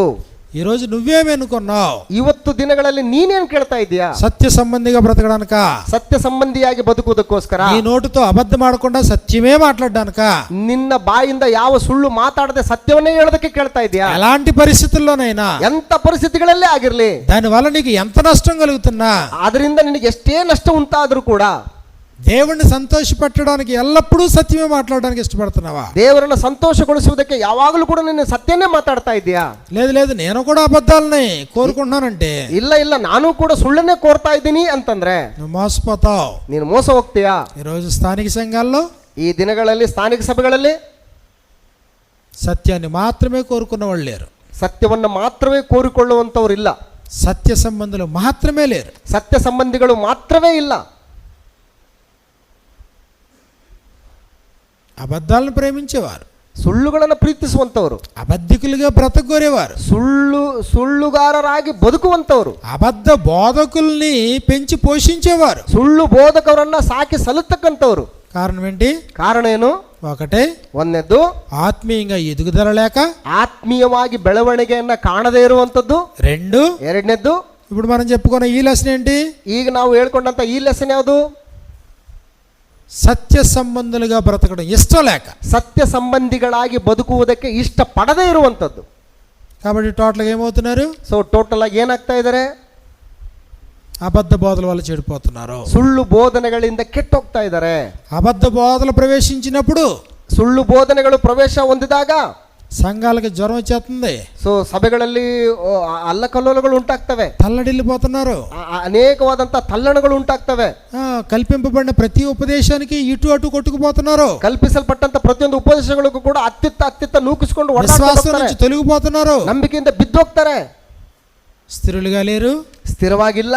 విశ్వాసమందు బలవంతులుగా లేరు, ನಂಬಿಕೆಯಲ್ಲಿ ಬಲಗೊಂಡಿಲ್ಲ, పౌరుషం కలిగి లేరు, ಶೂರರಾಗಿಲ್ಲ, ఆత్మీయంగా ఎదుగుదల లేదు, ಆತ್ಮೀಯವಾದಂತ ಬೆಳವಣಿಗೆ ಇಲ್ಲ. పసిపిల్లల స్థాయిలోనే ఉండిపోయి ಹಸುಗೂಸುಗಳಾದಂತ ಸ್ಥಿತಿಯಲ್ಲೇ ಇದ್ದುಕೊಂಡು సత్య సంబంధులు కాకుండా ಸತ್ಯ ಸಂಬಂಧಿಗಳಾಗಿರದೇನೆ కాలయాపన కొరకే వినిన కారణం చేత ಸುಮ್ಮನೆ ಕಾಲವನ್ನ ಕಳೆಯೋದಕ್ಕೋಸ್ಕರ ಕೇಳ್ತಾ ఇదిగో మోసపోయేటువంటి ప్రమాదం ఉంది. ಮೋಸ ಹೋಗುವಂತ ಒಂದು ಅವಕಾಶ ಇದೆ, ಅಪಾಯ ಇದೆ. ఎక్కడితో దీన్ని ముగించుకుందాం? ಇಲ್ಲಿಗೆ ಇದನ್ನ ಮುಕ್ತಾಯ ಮಾಡ್ಕೊಳ್ಳೋಣ. మధ్యాహ్నం నుంచి మరిన్ని సంగతులు మనం నేర్చుకుందాం. ಮಧ್ಯಾಹ್ನದ ನಂತರ ಮತ್ತಷ್ಟು ಸಂಗತಿಗಳನ್ನ ಕಲ್ತ್ಕೊಳ್ಳೋಣ. వీళ్ళ ప్రతి వారికి హృదయపూర్వకమైన వందనాలు. ನಿಮ್ಮಲ್ಲಿ ಕೇಳಿದಂತ ಪ್ರತಿಯೊಬ್ಬರಿಗೂ ಕೂಡ ಹೃತ್ಪೂರ್ವಕ ವಂದನೆಗಳು.